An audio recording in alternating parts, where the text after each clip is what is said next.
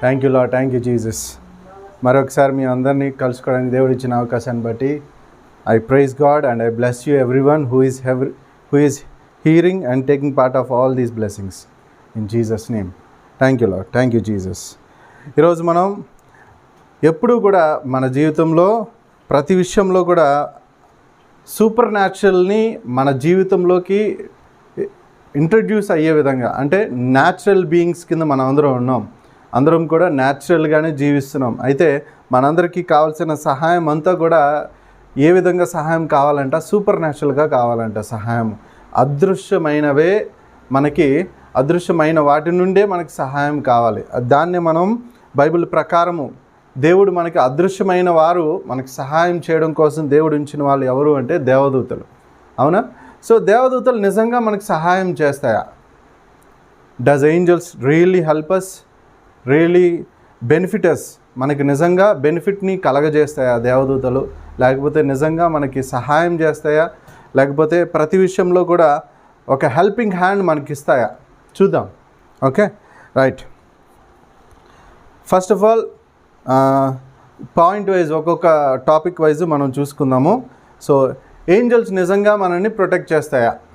దేవుని యొక్క దూతలు మనల్ని కాచి కాపాడుతాయా? సో మనందరికీ బాగా తెలిసిన వచనాలు, అవునా? కీర్తనలు 91వ వచనం, 91వ కీర్తన 11వ వచనం. మార్గములన్నిటిలో నిన్ను కాపాడుటకు ఆయన నిన్ను గూర్చి తన దూతలకు ఆజ్ఞాపించును. ఓకే, నీ మార్గములన్నిటిలో ఆయన దూతలు నిన్ను కాపాడడానికి, నిన్ను రక్షించడానికి, నిన్ను కాపాడుటకును ఆయన నిన్ను గూర్చి తన దూతలకు ఆజ్ఞాపించి ఉన్నాడు. ఇంగ్లీష్ వర్షన్లో For he will give his angels a special charge over you to accompany and defend and preserve you in all your ways. Telugu బైబిల్లో మనం చదివినప్పుడు ఏముంది? కాపాడడం కోసం ఒకటే పదము. అయితే ఇంగ్లీష్ బైబిల్, యాంప్లిఫైడ్ బైబిల్లో కనుక మనం చదివినట్లయితే for he will give his angels a special అని ఉంది ఇక్కడ. అంటే స్పెషల్గా దేవదూతలు అన్ని పనులు చేసుకుంటా ఉన్నాయి, కానీ స్పెషల్గా మరీ చెప్పాడంట దేవుడు. ఎవరికి? దేవదూతలకి. ఎవరి నిమిత్తము? మన నిమిత్తము దేవుడు దేవదూతలకి స్పెషల్గా ఒక నియమాన్ని నియమించాడంట. అదే ఏంటంటే చార్జ్ ఓవర్ యూ టు అకంపైన్ అంటే ఎక్కడికి వెళ్ళినా మనతో పాటుగా రావాలి. ఎక్కడికి వెళ్ళినా మనతో పాటుగానే తిరగడము, మనతో పాటుగా రావడం, మనకంటే ముందుగా వెళ్ళడము, మన ఇరువైపులా ఆవరించి ఉండడము అకంపనీ అని అంటాం. మనతో పాటుగా ఎవరినైనా తీసుకుని వెళ్ళామనుకోండి, ఇంగ్లీష్లో అకంపైన్ అని అంటాం. అంటే దాని అర్థం ఏంటంటే మనతో పాటుగా వెళ్ళడం. అవునా? So you charge over you to accompany and defend. రెండోది ఏంటి? ఇంగ్లీష్ బైబిల్లో మనకి యాంప్లిఫైడ్ వర్షన్లో ఉన్నది ఏంటి అంటే, ఫస్ట్ది అకంపైన్ అంటే మనతో పాటుగా ఎక్కడికి వెళ్ళినా రావడము, ఇంకోటి డిఫెండ్ అనమాట. అంటే ఇప్పుడు చూడండి, మన పిల్లల్ని ఎవరైనా సరే బయట వాళ్ళు వచ్చి ఏదైనా అన్నారనుకోండి, ఏదైనా తిట్టారనుకోండి, అవునా? తిట్టినప్పుడు లేకపోతే ఎవరినైనా ఏదైనా అన్నప్పుడు మన పిల్లల్ని బయట వాళ్ళు ఎవరైనా అన్నారనుకోండి, మీరు చూస్తూ ఊరుకుంటారా? ఉండరు. మీరేం చేస్తారు? డిఫెండ్ చేస్తారు. అవునా కాదా? దేవదూతలు కూడా మిమ్మల్ని as a security guards, as your own security guards, మిమ్మల్ని రక్షించే, తెలుగులో మనం ఏమని అంటామంటే సెక్యూరిటీ గార్డ్స్ని, మరి వాళ్ళు ఎప్పుడు కూడా అప్రమత్తంగా ఉంటారంట మనల్ని కాచి కాపాడడానికి. సో టు డిఫెండ్, అపాయం అనేది రాబోతుంది, అపాయం అనేది కలగబోతుంది అన్నప్పుడు మనల్ని కాచి కాపాడేది ఎవరు అంట? దేవదూతలే. మొదటిగా నీతో పాటుగా నడిచేది దేవదూతలనే నడవమని చెప్పాడు, ఇంకోటి కాపాడమని చెప్పాడు, డిఫెండ్ రెండోది. మూడోది ఏంటంట? And preserve you in all your వేస్. ఎక్కడికి వెళ్ళినా సరే మంచి జరిగే విధంగా, అంటే కాచి కాపాడే విధంగా, ఎండ దెబ్బ కానీ, వర్షం కానీ, ఏ విధమైన తెగుళ్ళు కానీ, ఏ విధమైన బాణములు కానీ, అపాయం రాకుండా నీకు విరుద్ధంగా ఏ ఆయుధము వర్ధిల్లదంట. అవునా? సో మనం ఇదే 91వ కీర్తనలో చదువుతాం. చూడండి, సో 7th verse చూడండి. 1,000 may fall at your side and 10,000 at your right hand. Left side 10,000 మంది కూలిపోయినా, ఇక్కడ లెఫ్ట్ సైడు 1,000 మంది పడినా, రైట్ సైడు 10,000 మెంబర్స్ ఇంగ్లీష్ బైబిల్లో ఏమనుంది? యాంప్లిఫైడ్ వర్షన్లో 1,000 may fall at your side, that means left side, and 10,000 at your right hand, but it shall not come near you. ఎందుకనంట 10,000 మంది ఇటేపు నుంచి నిన్ను దాడి చేయాలని చూసినా, నిన్ను అడ్డగించాలని చూసినా, నిన్ను చంపాలని ప్రయత్నం చేసినా, నిన్ను ఆటంకపరచాలని చూసినా, రైట్ సైడ్ 10,000 మంది వచ్చినా, లెఫ్ట్ సైడ్ 10,000 మంది వచ్చినా ఎవరు కూడా నిన్ను ముట్టుకోలేరంట. ఎందుకో తెలుసా? నిన్ను చుట్టుకొని నీ పక్కన దేవుడు పంపించిన ఒక సెక్యూరిటీ గార్డ్ ఉంది. ఎవరు అంటే మనం సెక్యూరిటీ గార్డ్ అనొచ్చు, అకంపెనీ అంటే నీతో పాటుగా పాలిభాగస్తుడు అని కూడా అనొచ్చు. దేవుని రాజ్యం కట్టడంలో దేవుని దూతలు కూడా నీతో పాటుగా పాలిభాగస్తుల కింద ఉన్నాయి. అవునా? అందుకనే పాలిభాగస్తుడు అనే పదాన్ని నేను వాడుతున్నాను. సో పాలిభాగస్తుడి కింద నీతో పాటుగా నడుస్తున్నాయి, అదేవిధంగా నిన్ను కాచి కాపాడుతున్నాయి, అదేవిధంగా నిన్ను ప్రిజర్వ్ చేస్తున్నాయి, అంటే సంరక్షిస్తున్నాయి. అవునా? అన్ని విషయాల్లో అంటే 10,000 మంది ఇటేపు నుంచి వచ్చినా, 1,000 మంది ఇటేపు నుంచి వచ్చినా, ఎవరు ఎన్ని విధాలుగా ఎన్ని తెగుళ్ళు ఇటేపు నుంచి వచ్చినా ఏది కూడా నిన్ను ముట్టదు. సో ముట్టకపోవడానికి, నీ దగ్గరికి రాకపోవడానికి కారణం ఏంటి అంటే దేవుని దూత నీ పక్కన ఉండడం. అందుకనే దేవుడు ఆల్రెడీ ఇక్కడ మనకి అక్కడ ఆజ్ఞాపించున్నాడు 91 కీర్తన. అవునా? 91:11 ఇక్కడ ఆల్రెడీ ఆజ్ఞాపించాడంట దేవుని దూతలకి. అవునా? సో ఫస్ట్ థింగ్, నిజంగా దేవుని దూతలు మనల్ని కాచి కాపాడతాయంటే మనకి ఇక్కడే ప్రూఫ్ ఉంది. మరి వాక్యము అబద్ధం చెప్తుందా? మరి వాక్యం నిజంగా సత్యమేనా అంటే అబద్ధం ఆడుటకు నరపుత్రుడు ఆయన కాదు. వాక్యమే శరీరధారియే మన వద్దకు వచ్చి నివాసము చేసి, అవునా, మన మధ్యనే తిరిగి ఉన్నాడంట. ఎవరు ఆయన? యేసయ్యే శరీర రూపంగా మన వద్దకు వచ్చాడంట. మరి యేసయ్య అబద్ధాలు చెప్తాడా? చెప్పడంట. నిన్న నేడు రేపు ఏకరీతిగా మారని దేవుడి కింద ఆయన ఉన్నాడు.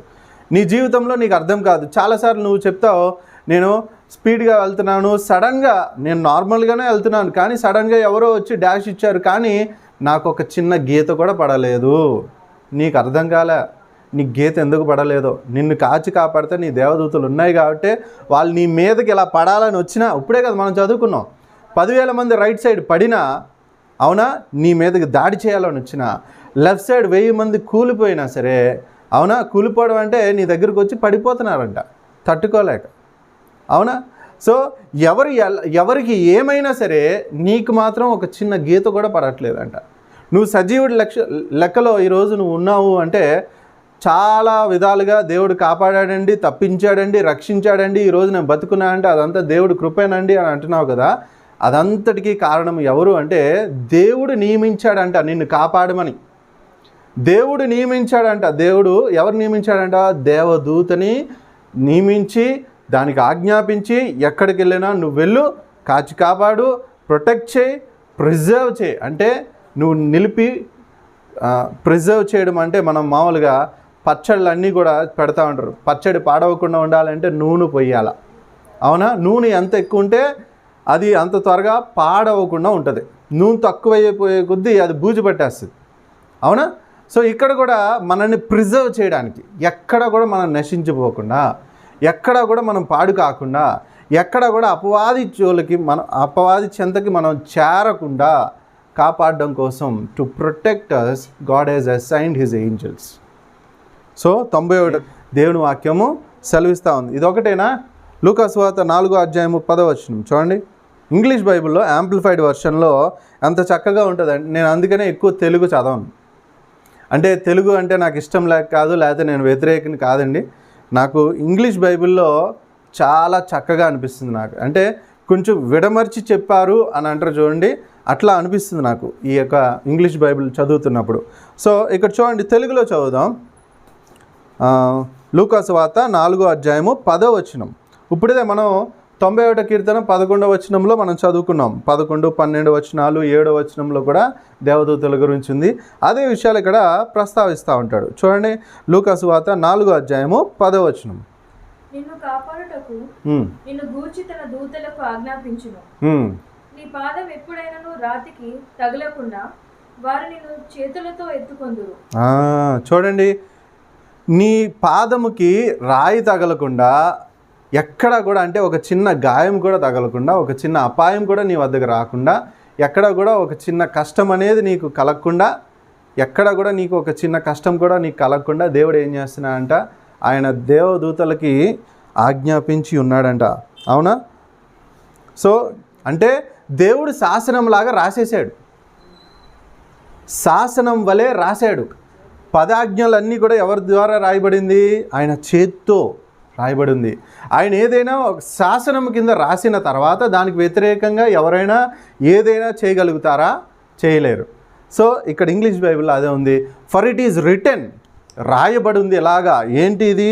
He will give his angels charge over you, అంటే నీ మీద, అంటే ఫర్ ఎగ్జాంపుల్ నేనున్నాను, నా మీద ఏ ఒక్క అపాయం రాకుండా, ఏ కష్టం రాకుండా, ఏ ఇబ్బంది రాకుండా, ఏ ఒక్క అనారోగ్యం రాకుండా నా మీద సంపూర్ణమైన అధికారాన్ని ఇచ్చి దేవదూతకు పంపిస్తున్నా అంట.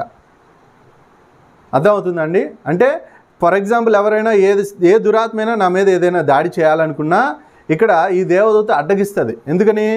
దేవుడు నాకు ఈ వ్యక్తి గురించి 100% రైట్స్ ఇచ్చి నాకు పంపించాడు ఫుల్గా కాపాడమని. సో నువ్వు వచ్చి ఏదో చేస్తావంటే నేను అలా చూస్తూ ఉండను, నిన్ను నలగొడతా. అపవాదిని ఎప్పుడు కూడా చితక్కొట్టడమే జరుగుతుంది. అవునా? సో ఇక్కడ charge over you to God, first one, and watch over you closely and carefully. చూడండి, తెలుగు బైబిల్లో ఆ మాటలు ఉన్నాయా? లేవు. ఇంగ్లీష్ బైబిల్లో చూడండి ఎంత చక్కగా ఉందో. Charge over you to God అంటే నిన్ను, అంటే ఒక జెట్ కేటగిరీ సెక్యూరిటీ ఎలాగైతే అట్టి ఇటు చూసుకుంటా ఎవరు వస్తున్నారు, ఎవరు వెళ్తున్నారు, ఎవరిదైనా కొంచెం హానికరంగా కనపడుతున్నారా, ఎవరైనా ఏదైనా దాడి చేసే విధంగా కనపడుతున్నారా అని చెప్పి ఎలాగైతే చూస్తారో అలాగా కాచి కాపాడమని చెప్పాడు. తర్వాత and watch over you closely అంటే చాలా దగ్గరగా అంటే కళ్ళలో కలిపెట్టి చూడడం అని కాదు. అవునా? చాలా దగ్గరగా అంటే దేవదూత ఎక్కడో 1 కిలోమీటర్ దూరంలో ఉండి అలా చూడడం కాదంట, దగ్గరగా ఉండి జాగ్రత్తగా ఏం చేస్తున్నా సరే ప్రతి విషయంలో కూడా హెల్ప్ చేసే విధంగా క్లోజ్లీ అండ్ కేర్ఫుల్లీ. ఆ దేవదూత వచ్చి కనుక నన్ను కనుక ఇలాగా అన్నది అనుకోండి, ఇంకా అంతే. అవునా? అందుకని దేవుడు ఏమని చెప్తున్నాడు ఆ దేవదూత కూడా, జాగ్రత్తగా, కేర్ఫుల్లీ. అంటే ఆ దేవదూత యొక్క రెక్క కనుక నాకు ఇలా తగిలిందంటే నేను ఎక్కడో పడతా లండన్లో. ఇక్కడ ఉన్నాను, హైదరాబాద్లో ఉన్నాను కాస్తే ఎక్కడో అమెరికాకు పోతాను. ఆ రెక్కతో కనుక, దేవుని యొక్క దూత యొక్క రెక్కతో ఇలా పొరపాటున ఇలా అంది అనుకోండి, మనుషులే వచ్చి ఇలా గుద్దుకుంటే ఏమవుతారు? కింద పడతారు. అవునా కాదా? మనుషులే 2 వ్యక్తులు కనుక ఇలా క్రాస్గా వెళ్తూ ఉన్నప్పుడు, అవునా, పొరపాటును గుద్దుకున్నారనుకోండి ఏమవుతుంది? కింద పడతారు. అవునా కాదా? మనుషులే మామూలుగా ఇలాగా ఎదురెదురు పడి వెళ్తూ ఉన్నప్పుడు గుద్దుకుని పడతారు కింద. మరి అలాంటిది మనిషి కలిసి గుద్దుకుంటేనే కింద పడేటప్పుడు దేవదూత కనుక వచ్చి గుద్దింది అనుకోండి, అవునా, దేవుని దూత. సో ఒక మనిషి ఎదురుపడి గుద్దుకున్నప్పుడు మామూలుగా కొంచెం ఇలా టచ్ అయినా కింద పడతారు. పుస్తకాలు కింద పడిపోతాయి, లేకపోతే వస్తువులు కింద పడిపోతాయి, ఇవన్నీ చూస్తాం. అలాంటిది ఒక మన సామర్థ్యం కలిగిన ఒక వ్యక్తి వచ్చి గుద్దితేనే కింద పడిపోతున్నారు. మరి అలాంటిది ఎన్నో రెట్ల సామర్థ్యం కలిగి ఉన్న దేవదూత వచ్చి పొరపాటున దాని రెక్క గనక నీకు తగిలిందంటే నువ్వు ఎక్కడ ఉంటావంటే ఎక్కడో ఉంటావు, చచ్చిన వారి వలే ఉంటావు పొరపాటున కనుక తగిలిందంటే. అవునా? సో అందుకనే ఇక్కడ దేవదూతలకు కూడా ఏమని చెప్పాడు? కేర్ఫుల్లీ. ఏదో కాచి కాపాడమన్నాను కదా అని చెప్పి ఇలా పొరపాటున అయ్యయ్యో ఎవరో వస్తున్నారే అని చెప్పి ఇలా పెట్టి ఇలా నొక్కేసావు, పొరపాటున ఆ వ్యక్తిని కనుక ఇలా అన్నావు అయిపోయిందే. అందుకే జాగ్రత్త అని చెప్తున్నాడు. అవునా? And on the hands they will bear you up, వాటి యొక్క రెక్కల మీద నిన్ను ఎత్తి పట్టుకుంటా అంట. అవునా? Next, lest you strike your foot against a stone, ఒక రాయి కూడా నీ కాలికి తగలకుండా కాపాడుతాయంట దేవదూతలు. నేను ఎప్పుడు చెప్తా ఉంటాను. అయితే మాకు తెలిసిన ఒక అన్న వాళ్ళ ఇంటికి వెళ్ళాం. అయితే మా అందరికీ ఈ వాక్యాలన్నీ మనం అందరం కూడా బాగా కంఠస్థ కింద ఉంటాయి. అంతా కూడా ఎంతో కూడా వర్సెస్ స్క్రిప్చర్స్ కూడా ఏమి చెప్పకుండానే అన్నీ కూడా కంఠస్థ వచ్చేస్తాయి, తెలిసిపోతాయి, వెంటనే తెలిసిపోతుంది.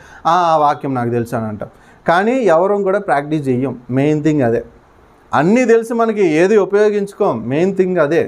అయితే నాకు తెలిసిన ఒక అన్న వాళ్ళ ఇంటికి వెళ్ళినప్పుడు ఆయన ఒక మ్యూజిక్ డైరెక్టరు. అయితే వాళ్ళకి ఒక చిన్న పాప ఉంది, 2 years 2.5 years ఉంటాయి. అయితే అప్పుడప్పుడే మాటలు నేర్చుకుంటా ఉంది, అన్ని జ్ఞానం పెరుగుతూ ఉంది ఆమె. అయితే ఆమెకంటూ ఆ ఇంట్లో చాలా క్యూట్గా ఉంది. మరి చిన్నపిల్లల్ని ఎప్పుడు చూసినా సరే మనం ఏం చేస్తాం, ముద్దు చేస్తాం, ఇటు రామ్మ అని చెప్పి ఆమె వాళ్ళతో మనం ముచ్చట్లు పెడతా ఉంటాము, అడుగుతూ ఉంటాము, ప్రేమగా మాట్లాడుతూ ఉంటాము. అయితే ఎత్తుకున్నాను, ఆ పాపని ఎత్తుకొని మామూలుగా మాట్లాడుతూ ఉన్నాను, బుజ్జగిస్తూ ఉన్నాను. అయితే ప్రేమగా మాట్లాడుతూ ఉన్నప్పుడు ఆమె కాలుకి ఒక చిన్న దెబ్బ ఉంది అన్నమాట, టో మీద. అయితే కాలికి చిన్న దెబ్బ తగిలింది. దెబ్బ తగిలితే అయ్యయ్యో దెబ్బ ఎలా తగిలిందమ్మా, మరి చూసుకోవద్దా, కింద పడ్డావా, ఎప్పుడు తగిలింది, నొప్పి వస్తుందా అని అడిగితే ఆమె ఇచ్చిన జవాబు ఏంటో తెలుసా? దెబ్బ ఎప్పుడు తగిలింది, ఎలా తగిలింది, ఏమైంది అని ఏం చెప్పలే. ఆమె చెప్పిన జవాబు ఒకటే, నా దేవదూత నన్ను సరిగా పట్టుకోలేదు, అందుకనే నాకు ఈ దెబ్బ తగిలింది అని చెప్పింది. అర్థం అవుతుందా అండి? మనము వాక్యం చదువుకుంటా కంఠస్థత చేసుకుంటా పోతున్నాం అంతే, దాన్ని క్రియారూపకంగా మనం అడగట్లేదు దేవుణ్ణి. కానీ ఆ చిన్నపిల్ల చెప్పిన జవాబు ఏంటి? నా దేవదూత నన్ను సరిగా పట్టుకోలేదు, అందుకనే నాకు ఈ దెబ్బ తగిలింది అంటుంది. నాకు నిజంగా చాలా సిగ్గేసింది ఆ మాట విన్నప్పుడు. ఈ చిన్నపిల్లకున్న జ్ఞానం నాకు లేదే అనుకున్నా నిజంగా. అంటే చిన్నపిల్లలు ఎప్పుడు కూడా దేవుడికి దగ్గరగా ఉంటారు, వాళ్ళతో ఫెలోషిప్ చాలా ఇంటిమేట్గా ఉంటుంది దేవుడితో. సో అందుకనే యేసయ్య కూడా ఏమంటాడు, చిన్నపిల్లలు నా వద్దకు రానియండి, మీరు ఎవ్వరు కూడా అబ్జెక్ట్ చేయొద్దు, ఎందుకంటే దేవుని దూతలు కూడా వాళ్ళకి కాపుదల ఇస్తున్నాయి. అవునా? సో మనకే కాదంటే చిన్నపిల్లలకు కూడా దేవుడు కాపుదల పెట్టాడు. అదే మనం చూస్తాం మత్తయి సువార్త 18వ అధ్యాయం 10వ వచనంలో. మత్తయి సువార్త మాథ్యూ చాప్టర్ 18:10.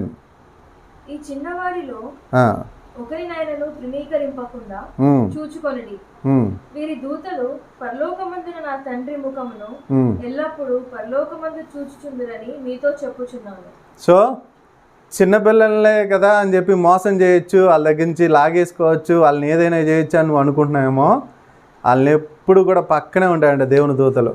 సో తండ్రి ఇలా చేస్తున్నాడు, ఏమైనా చేయమంటావా అని చెప్పి పొరపాటున అవి కనుక దేవుడిని అడిగినాయి అనుకోండి దేవదూతలు, ఇంకంతే. సో జాగ్రత్తగా ఉండండి. చిన్నపిల్లలతో ఎప్పుడు కూడా వాళ్ళని రఫ్గా హ్యాండిల్ చేయొద్దు. ఎప్పుడు కూడా తిట్టడము, కొట్టడము, వాళ్ళని దూషించడము, అని చెప్పి తిట్టి వాళ్ళని తృణీకరించడం, ఇలాంటివన్నీ చేయొద్దు ఎప్పుడు కూడా. ఎందుకని ఇక్కడ దేవుడు చెప్తున్నాడు, మీకు నేను ఎలాగైతే ప్రొటెక్షన్ని దయచేశానో అలాగే చిన్నపిల్లలకు కూడా నేను ప్రొటెక్షన్ దయచేశా. ఆ దేవదూతలు ఎప్పుడు కూడా వీళ్ళని కాచి కాపాడుతున్న, చిన్న బిడ్డలను కాచి కాపాడుతున్న దేవదూతలు ఎప్పుడు తండ్రి ముఖాన్ని చూస్తాయంట. అంటే ఏ చిన్న రియాక్షన్ ఆయన ముఖంలో వచ్చినా ఈ రియాక్ట్ అవుతాయి ఇక్కడ. So be aware. సో చిన్న పిల్లల్ని కూడా కాచి కాపాడుతున్నాయి దేవుని దూతలు. మనన్నే కాదు, యవనస్తులనే కాదు, ముసలివారినే కాదు, చిన్న పిల్లల్ని కూడా దేవుని దూతలు కాచి కాపాడుతున్నాయంట. బైబిల్లో ఉన్న మాటే.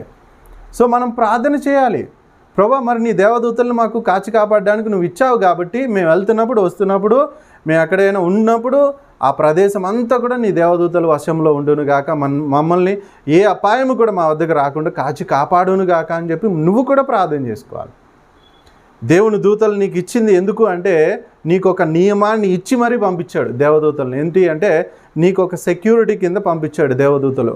సో వాటిల్ని నువ్వు పట్టించుకోకుండా నీ ఇష్టం వచ్చిన నువ్వు ఉంటా ఉన్నావు అంటే నీకే నష్టం. అవునా? So right. సో కీర్తనలు 34:7. భయభక్తులు కలవారి చుట్టూ ఆయన దూత కావలి ఉండి వారిని రక్షించును. ఈ వాక్యం కూడా కంఠస్థ బాగా వచ్చు అందరికీ. మరి వచ్చిన వాళ్ళందరూ కూడా ఎంతమంది ప్రార్థన చేస్తున్నారు దీని గురించి? కంఠస్థ వచ్చింది మీ అందరికీ, వెరీ గుడ్, బాగా చెప్పేయగలుగుతారు. 34వ కీర్తన అనగానే టకటక చెప్తారు, 91వ కీర్తన అంటే టకటక చెప్తారు.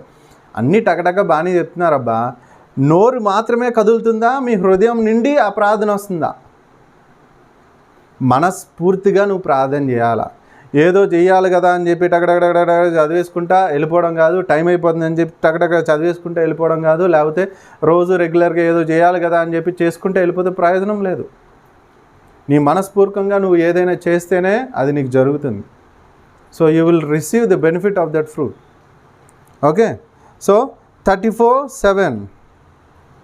మనం అదే ఇంగ్లీష్లో ఏముంది, the angel of the Lord and camps around those who fear him, who reveres and worship him and with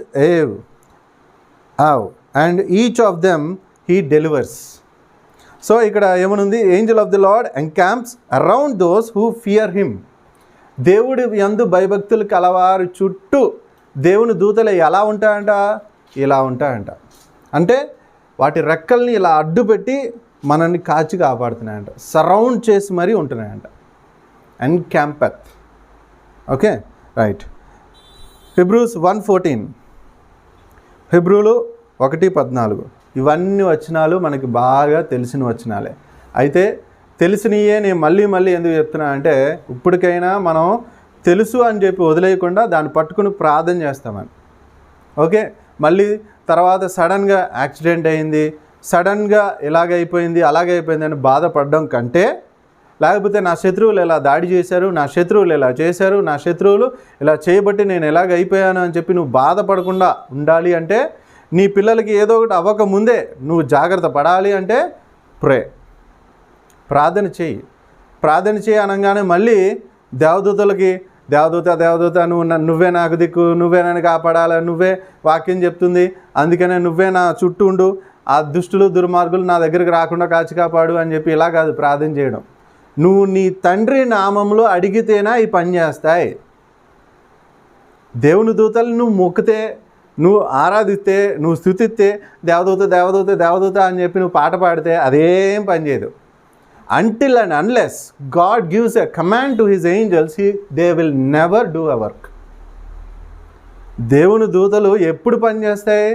సృష్టికర్త అయిన దేవుడు ఏదైనా ఒక చిన్న ఆజ్ఞ ఇస్తేనే అవి పనిచేస్తాయి. అంతే తప్ప నువ్వు కాలు పట్టుకున్నా, గట్టిగా పట్టుకుని ఈడు చేసినా, ఏం చేసినా సరే ఏం జరగదు. అర్థమవుతుందా? సో దేవదూతకు మొక్కమని కాదు నేను చెప్పేది, దేవుణ్ణి నువ్వు అడిగితే దేవుడు దేవదూతకు చెప్తాడు ఆ పని చేయమని, అప్పుడు ఆ దేవదూత వచ్చి నీకు పని చేస్తుంది. సో ఎప్పుడు కూడా దేవదూత చూపు ఎప్పుడు దేవుడి మీద ఉంటుంది, నీ మీద ఉండదు ఎప్పుడు కూడా. ఇందాకే మనం చదివాం, దేవదూత యొక్క తల ఎప్పుడు కూడా, దాని యొక్క ముఖం ఎప్పుడు కూడా ఎటైపు ఉందంట, దేవుణ్ణి చూస్తూ ఉందంట. So here every angel will work when God gives a command, then only that angels will work. అంతే తప్పితే నేను చాలా మంచివాడిని, నేను చాలా భయభక్తులు కలిగిన వాడిని కాబట్టి నా చుట్టూ ఈ దేవదూత ఇప్పుడు వచ్చి నన్ను కాచి కాపాడుతుంది, నన్ను సంరక్షిస్తుంది అని చెప్పి నువ్వు ఏదో అనుకుంటే ఏం జరగదు. దేవుడిని అడగాల్సిందే. ప్రతి దాన్ని నువ్వు సృష్టికర్త అయిన దేవుడిని, యేసయ్యని నువ్వు ఎప్పుడైతే అడుగుతావో యేసయ్య ఆ దేవదూతలకు చెప్తాడు, చెప్పినప్పుడు ఆ దేవదూతలు నీకు పనిచేస్తాయి. That's all. ఓకే, హిబ్రూస్ 1:14, హిబ్రూలు 1:14. వీరందరూ రక్షణయైన స్వాస్థ్యము పొందబో వారికి పరిచారము చేయుటకై పంపబడిన సేవకులైన ఆత్మలు కాదా? దేవదూతలు మనలాగా మనుషులు కాదు. ఏంటంట ఈ ఆత్మలంట. ఆత్మ ఎవరైనా కనిపించిందా? ఫోటో తెత్తే వచ్చిందా? వీడియో తెత్తే వచ్చిందా? ఎక్కడైనా చూసావా నువ్వు? చిన్న సౌండ్లకే భయపడిపోతుంది బాబోయ్ అని చెప్పి, అవునా? దురాత్మ అంట, దెయ్యం అంట అని చెప్పి, అవునా? అది చేసే శబ్దానికే నువ్వు భయపడిపోతున్నావు.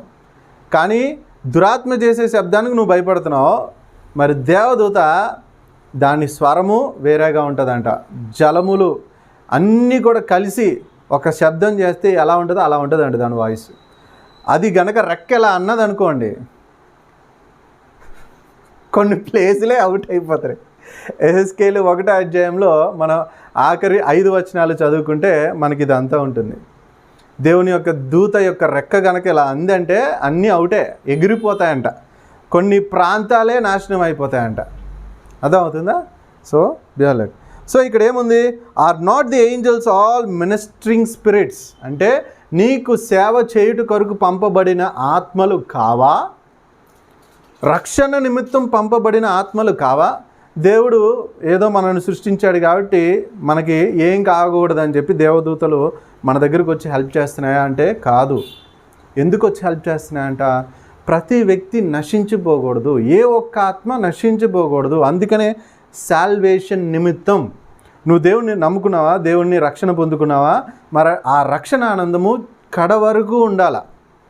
సో మధ్యలో నువ్వు ఎక్కడ డివియేట్ అయిపోకూడదు, ఎక్కడ కూడా నువ్వు నాశనం అవ్వకూడదు, అపవాది చేత నువ్వు శోధింపబడకూడదు, మళ్ళీ ఎప్పుడూ కూడా ఆ చెడ్డ వ్యసనాల వైపు మళ్ళీ తిరిగి వెళ్ళకూడదు.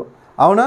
ఏదైతే వదిలేసావో మళ్ళీ వాటి జోలికి వెళ్ళకూడదు, మళ్ళీ నువ్వు పడిపోయిన స్థితిలోకి వెళ్ళకూడదు. అందుకనే నీకు అకంపైన్ చేయడానికి ఎప్పుడు కూడా నీకు తోడు నీడగా ఉండి, అవునా, తోడు నీడగా ఉండి నీ రక్షణ నిమిత్తము, నీ కాపుదల నిమిత్తము, అవునా, ఇవి పని చేస్తున్నాయంట దేవదూతలు. For your salvation and for your protection they are working for you. So ఫస్ట్ది ఏంటి?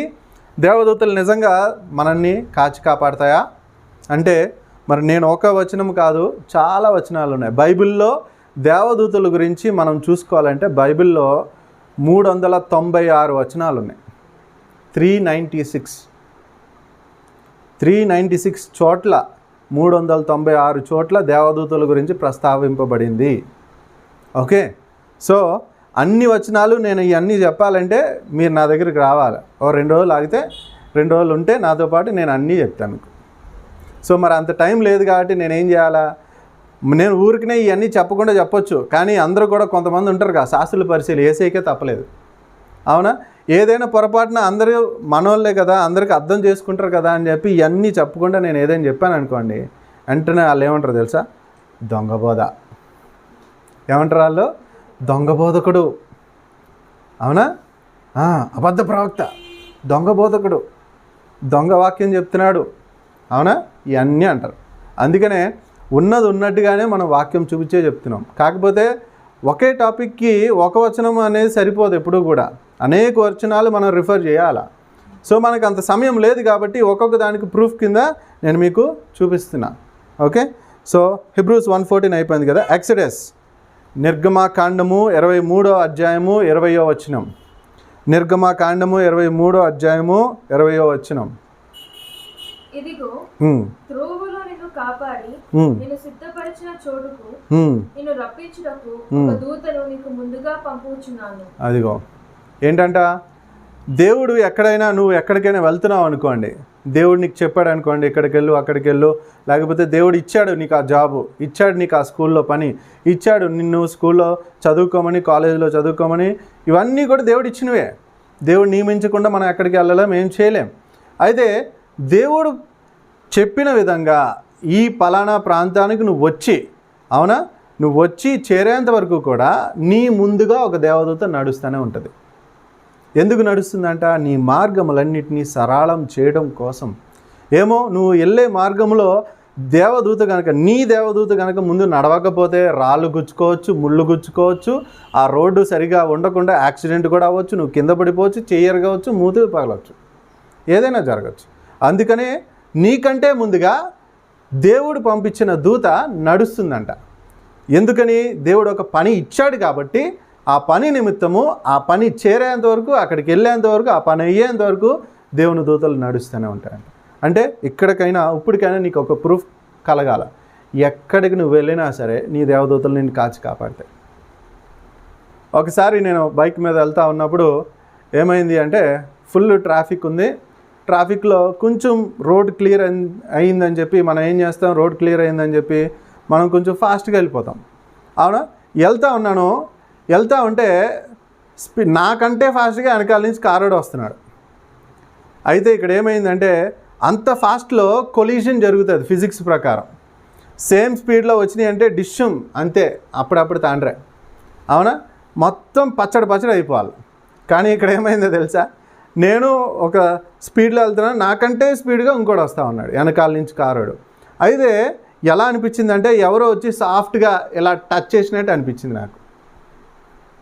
వెనకాల నుంచి ఎవరో ఇలా వచ్చి మృదుమైన చెయ్యి ఇలా వచ్చి తాకింది అంటారు కదా, అలాగా ఒక ఫెదర్ వచ్చి నన్ను టచ్ చేసినట్టుగా అనిపించింది. నాకేం తెలియలేదు, కానీ ఎందుకు అనిపించింది, ఏంటిది కొంచెం అటు ఇటు అయింది ఏంటి అనుకున్నా. వెనకాల నుంచి చూసా, ఏంటబ్బా ఎలాగైంది అని చెప్పి ఇలా తిరిగి చూసేసరికి కారుడు ఏంటి అని చెప్పి అరుస్తూ ఉన్నాడు. ఏంటి ఎలా అరుస్తున్నాడు అని చెప్పి నేను అనుకున్నా. తీరా పక్కకు తీసి బైక్ని పక్కకు ఆపి చూస్తే పెద్ద గీత పడింది. అంటే దేవుడు అక్కడ ఏం చేశాడు, దేవుని యొక్క దూతలు ఏం చేసినాయి అంటే, అలాగని నువ్వు ఫాస్ట్గా పోతావంటే దేవదూతలు కాపాడేతాని కాదు. నేను నాకు జరిగిన ఒక గొప్ప సాక్ష్యాన్ని మీకు పంచుకుంటున్నాను. అంతే తప్పితే నేను ఫాస్ట్గా పోయినా సరే దేవదూతలు నాకు ఏం కాకుండా కాపాడేస్తా అనుకుని ముందుకు పోయా అంటే అంతే. అవునా? సో మరీ దేవుడు చెప్పినట్టుగా నడవాలి తప్పితే దేవుడు చెప్పనట్టుగా నా ఇష్టం వచ్చిన నడిచేస్తాను అయినా సరే పని చేసేస్తా అంటే కుదరదు అలాగా. అవునా?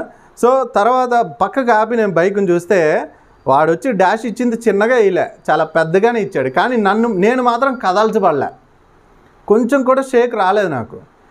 ఆ తర్వాత కారోడు మాత్రం ఫుల్ అరుస్తా పోతా ఉన్నాడు, సరిగ్గా అలా నువ్వు అడ్డంగా తిరుగుతున్నావు అది ఇది అని చెప్పి. అయితే నేను అనుకున్నాను నేను తిన్నగానే వెళ్తున్నాను కదా, వచ్చినాడు వీడు అడ్డంగా. మరి స్పేస్ కనిపించిందంటే ఆగుతారా? అసలే ట్రాఫిక్లో ఆగి ఆగి వెక్స్ అయిపోతూ ఉంటారు. స్పేస్ దొరికిందంటే ఇంకా ఫాస్ట్గా పోవడమే. వాడు లోపల భయపడతా ఉన్నాడు, అమ్మాయి ఏం కాలేదు బాబోయ్ అని చెప్పి. So God angels will protect you. అలాగని చెప్పి ఫాస్ట్గా వెళ్ళకండి. Okay, right. సో నీకంటే ముందుగా ఎవరు నడుస్తున్నారు? దేవుని దూతలు నడుస్తున్నాయి. ఎందుకు నడుస్తున్నాయి? నిన్ను కాచి కాపాడడం కోసం. దేవుడు ఆజ్ఞాపించాడు దేవుని దూతల్ని ఏమీ కాకుండా, రాయి కూడా తగలకుండా, ఏ కీడు రాకుండా, ఏ అపాయము రాకుండా, అపవాది ఎక్కడ కూడా వాళ్ళని శోధించకుండా, ఎక్కడ కూడా వాళ్ళని టార్గెట్ చేయకుండా కాచి కాపాడమని ఆజ్ఞాపించాడు. ఈ రోజు వరకు కూడా, ఈ క్షణం వరకు కూడా, రానున్న రెండో రాకడ వరకు కూడా దేవుని దూతలు ఏ ఆజ్ఞ అయితే దేవుడు ఇచ్చాడో ఆ ఆజ్ఞ రెండో రాకడ వరకు ఆ దేవదూతలు ఇంకా పని చేస్తూనే ఉంటాయి. ఇదంతా టైం వ్యాలిడిటీ, ఇదేమి రీఛార్జ్ కాదు, ఇదేం జియో కాదు, లేకపోతే ఇంకో నెట్ బిల్ కాదు, ఇంకోటి కాదు, రీఛార్జ్ చేస్తేనే పని చేస్తుంది అనేది. ఇది టైం ల్యాప్స్ అనేది లేదు. దేవుని వాక్యానికి అవధులు లేవు. There is no time bound for the word of God and there is no time bound for prayer. So దేవుని వాక్యానికి అవధులు ఎక్కడా కూడా ఉండవు. కాబట్టి దేవుడు ఒకసారి ఆజ్ఞాపించాడు అంటే నీ తరము, నీ తర్వాత వచ్చే వాళ్ళ తరము, వాళ్ళ తరము, వాళ్ళందరి తరాల్లో కూడా అందరితో పాటుగా దేవదూతలు పనిచేస్తాయి. అంతే తప్పితే మా తాతగారి కాలంలో అండి దేవదూతలు పనిచేసినాయి అండి, తర్వాత మా నాన్నగారి కాలంలో పనిచేయడం మానేసినాయి అండి అంటే దేవుడు మీ తాతగారి కాలం వరకే పనిచేయండి అని చెప్పాడా? లేదు.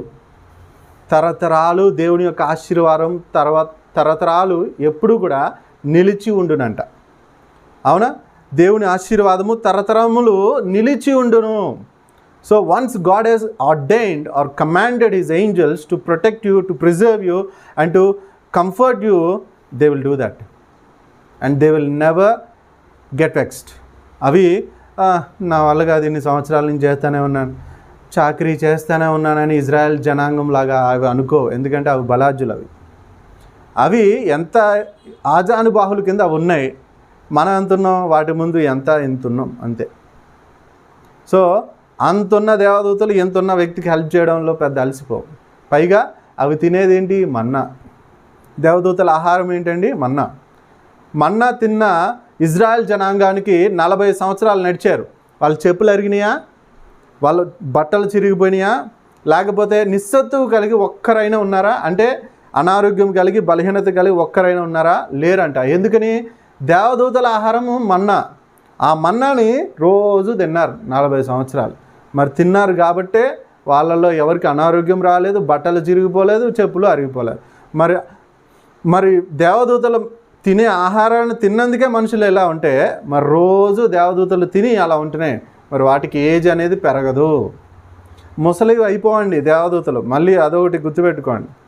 ఎప్పుడో చిన్నప్పుడు విన్నానండి మా తాతగారు చెప్పినప్పుడు, అప్పటి నుంచి ఇప్పటికంటే ముసలివి అయిపోయాయంటే దేవదూతలన్నీ అని. వాటికి ఏజ్ ఉండదు. They don't have age. తండ్రి అయిన దేవుడికి ఏజ్ ఎంత? ఎవరికైనా తెలుసా? సృష్టికర్త అయిన దేవుడికి ఏజ్ ఎంత?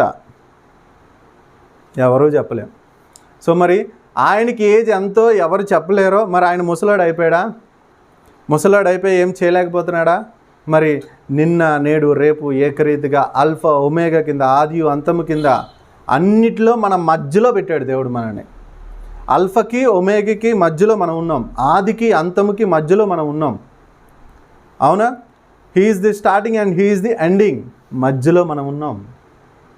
సో ఆయన ఎప్పుడు కూడా వెక్స్ కాలేదు. దేవుడు సృష్టించిన దేవదూతలు కూడా వెక్స్ కావు. హల్లెలూయా. రైట్. సో ఫస్ట్ పాయింట్ మనం ఏం నేర్చుకున్నాం? Angels will protect you. తరతరాలు కూడా ఆశీర్వాదంని నీ పైన దేవుని యొక్క హస్తం ఉంటుంది కాబట్టి, దేవుని యొక్క ఆశీర్వాదం ఉంటుంది కాబట్టి, దేవుని యొక్క ఆశీర్వాదం నీ మీద ఎంతవరకు ఉంటుందో అంతవరకు కూడా దేవుని యొక్క దేవదూతలు నిన్ను కాచి కాపాడతాయి, నిన్ను ప్రొటెక్ట్ చేస్తే, నిన్ను డిఫెండ్ చేస్తే, నిన్ను వాచ్ ఓవర్ చేస్తే. రెండవది, ఏంజల్స్ విల్ ఫీడ్ యూ. దేవదూతలు నీకు ఆహారాన్ని ఇస్తాయా? చూద్దాం. మొదటి రాజులు. దేవదూతలు నిజంగా భోజనాన్ని పెడతాయంటారా? మనకేం తెలుసు? కాకులు వచ్చి భోజనం పెట్టినాయి అని తెలుసు, అవునా? లేకపోతే పక్కింటి వాళ్ళు వచ్చి పెట్టారు, లేకపోతే తెలిసిన వాళ్ళు వచ్చి పెట్టారు, లేకపోతే తెలియని వాళ్ళు వచ్చి పెట్టారు అనేది మనకు తెలుసు. మరి దేవదూతలు నిజంగా భోజనం పెడతాయా మనకి? చూద్దాం. మొదటి రాజులు, ఫస్ట్ కింగ్స్ 19వ అధ్యాయం, 19వ అధ్యాయము 5వ వచనం నుంచి చదువుదాం. అతడు బదరీ వృక్షము క్రింద పరుండి నిద్రించుచుండగా. ఎవరు అతడు? ఏలియా. ఎవరు అనుకున్నారు? ఓకే. ఒక దేవదూత వచ్చి అతని ముట్టి, నీవు లేచి భోజనము చేయమని చెప్పాను. ఎవరిని లేపుతున్నారు? ఏలియా భయంతో పారిపోయాడు. జెజబేలి ఎక్కడ నన్ను చంపేస్తుందా అని చెప్పి, అవునా? భయంతో తిరుగుతా ఎక్కడ దాక్కునే ప్రదేశంలో అనిపిస్తుందో అక్కడ దాక్కుంటున్నాడు. ఆయన తప్పింపబడతా ఒక బదరీ వృక్షము కింద ఆయన అలసిపోయి, అవునా, అలసిపోయి పడుకున్నాడంట. పడుకుంటే ఎవరు వచ్చి లేపుతున్నారు? ఒక మనిషి వచ్చి లేపాడా? ఎవరు వచ్చి లేపారండి? ఒక దేవదూత వచ్చి లేపిందంట, తట్టి లేపిందంట. సరిగ్గా చదవాలి అక్కడ. ఆయన అలా పడుకుంటే పక్కన నుంచుని ఏలియా లెగో అని అనలే. దగ్గరకు వచ్చి మృదువుగా, they are very soft. So దగ్గరకు వచ్చి మృదువుగా టచ్ చేసి, అంటే తెలుసు కదా మరి ఆ దేవదూత యొక్క రెక్క కనుక ఇలా వేసింది అనుకోండి, ఏమవుతుంది? ఎక్కడికో వెళ్ళిపోతారు, అవునా? అందుకని ఏం చేసిందంట, నెమ్మదిగా ఇలా టచ్ చేసి, ఏలియా గారు లెగండి అని చెప్పి లేపి, మీరు చాలా నీరసంగా ఉన్నారు, మీరు భోజనం తినాలి, దేవుడు మాకు ఆజ్ఞాపించి పంపించాడు, మీరు తినండి, మీ ప్రయాణం చాలా దూరంగా ఉంది, అందుకని మీకు ఈ ఆహారం కావాలి అని చెప్పి దేవుడు ఏం చేశాడు? దేవదూతను పంపించి ఏలియాకి భోజనం పెట్టాడు. చదవండి అక్కడ.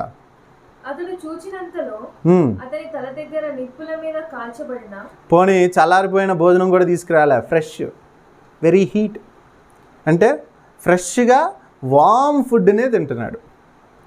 పైగా చక్కగా చూడండి, పోనీ అబ్రకడబ్రా అని చెప్పి ఏదో ఎక్కడి నుంచో తీసుకొచ్చి ఇలా తీసుకొచ్చి పెట్టాలా, ఫ్రెష్గా వండి తెచ్చినట్టుగా నిప్పుల మీద కాలుతూ ఉందంట, రోస్ట్ అవుతూ ఉంది. అంటే దేవదూతే చేసిందా, లేకపోతే ఊరికనే అది ఎక్కడి నుంచో వచ్చేసిందా? పరలోకం నుంచి ఇలా వచ్చింది, ఇదిగో తిను అని చెప్పి అలా వచ్చిందా? కాలుతుందా లేదా? అక్కడ అంతా కూడా ఫిజికల్గానే ఉంది. చదవండి. అతని తల దగ్గర నిప్పుల మీద కాల్చబడిన అప్పమును నీళ్ళ బుడ్డియు కనబడెను. చూడండి, మరి ఓన్లీ బ్రెడ్ ఒకటే ఇవ్వలే, బ్రెడ్ తింటే మళ్ళీ గొంతు ఎక్కడ పట్టుకుంటుందా అని చెప్పి నీళ్ళు కూడా ఇచ్చాడు దేవుడు. అంటే నీకు ఏది అవసరమో దేవుడికి బాగా తెలుసు, నీకు ఏది ఇస్తే నీకు బలంగా ఉంటుందో దేవుడికి బాగా తెలుసు, నీకు ఏది తింటే నీకు బలం కలుగుతుందో దేవుడికి బాగా తెలుసు. అర్థమవుతుందా అండి? సో మరి ఏలియా ఆకలితో ఉన్నాడని చెప్పి దేవుడికి తెలిసిందా, తెలియలేదా? తెలిసింది. మరి తెలిసినప్పుడు దేవుడు అయ్యో పాపం ఏలియాకి ఏదైనా ఒక విత్తనం ఇద్దాం, విత్తనం వేసుకుని చెట్టు మొలిసిన తర్వాత ఆకలి దానికి కాసే కాయలు కానీ ఫలాలు కానీ తింటాడులే అని అనుకున్నాడు దేవుడు? చాలామంది ఆలోచనలు ఇలాగే ఉంటాయి. అలాగంటే దేవుడే ఏదో ఒక మార్గం చూపిస్తాడులే, ఎప్పటికో మన కష్టాలు తీరుతాయని. కానీ మరి ఈయన కష్టము ఎప్పుడో తీరిందా, వెంటనే తీరిందా? వెంటనే తీరింది. దేవుడు గమనిస్తున్నాడా లేదా? గమనిస్తున్నాడు. ఏ దేవుడైతే ఏలియా ఆకలిగా ఉన్నాడని చెప్పి తెలుసుకుని ఆయనకి భోజనాన్ని సిద్ధపాటు చేశాడో అదే దేవుడు నిన్ను కూడా గమనిస్తున్నాడు. అదే దేవుడు నీకు కూడా కావాల్సిన వాటికంటే అత్యధికంగా నీకు ఇయ్యగలడు. నా గిన్నె నిండి పొర్లుచున్నదే అనే విధంగా దేవుడు నీకు ఇయ్యగలడు. అడుగు వాటికంటే, ఊహించి వాటికంటే అత్యధికంగా ఇచ్చే దేవుడి కింద నీకు ఆయన ఉన్నాడు. అనిచ్చి కుదించి దిగజారునట్టుగా ఆయన నీకు ఇచ్చేవాడి కింద ఆయన ఉన్నాడు. మరి నువ్వు అడుగుతున్నావా? దేవుని నువ్వు అడుగుతున్నావా? ప్రభా నువ్వు నాకు సహాయం చేయనైనా నాకు ఇవ్వు ప్రభా అని చెప్పి నువ్వు అడగగలుగుతున్నావా? చాలామందికి మొహమాటం, దేవుణ్ణి అడగడానికి కూడా. అయ్యో నేను ఎలా అడగొచ్చా అండి అని అంటారు కొంతమంది ఫోన్ చేసి. నేను ఎలా ప్రార్థన చేయొచ్చా బ్రదర్ అని అడుగుతారు.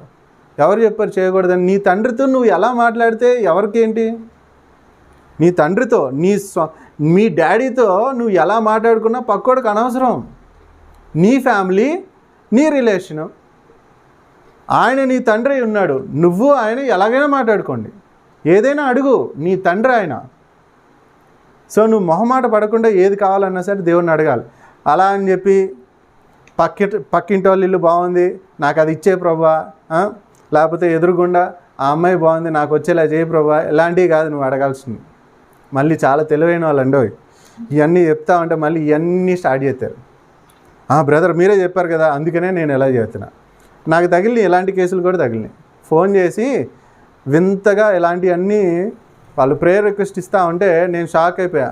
ఏంది నాయన వీళ్ళు మరీ టూ మచ్ ఉన్నారేంటి ప్రభా, నువ్వు ఈ వాక్యం వీళ్ళకి మరీ ఇంత దారుణంగా అర్థమైపోయింది ఏంటి అని అనుకున్నా.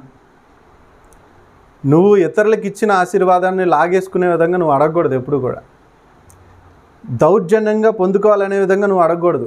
దేవుడు నీకు ఇచ్చేది ఎప్పుడు కూడా శ్రేష్టంగానే ఇస్తాడు. So ask, it shall be given unto you.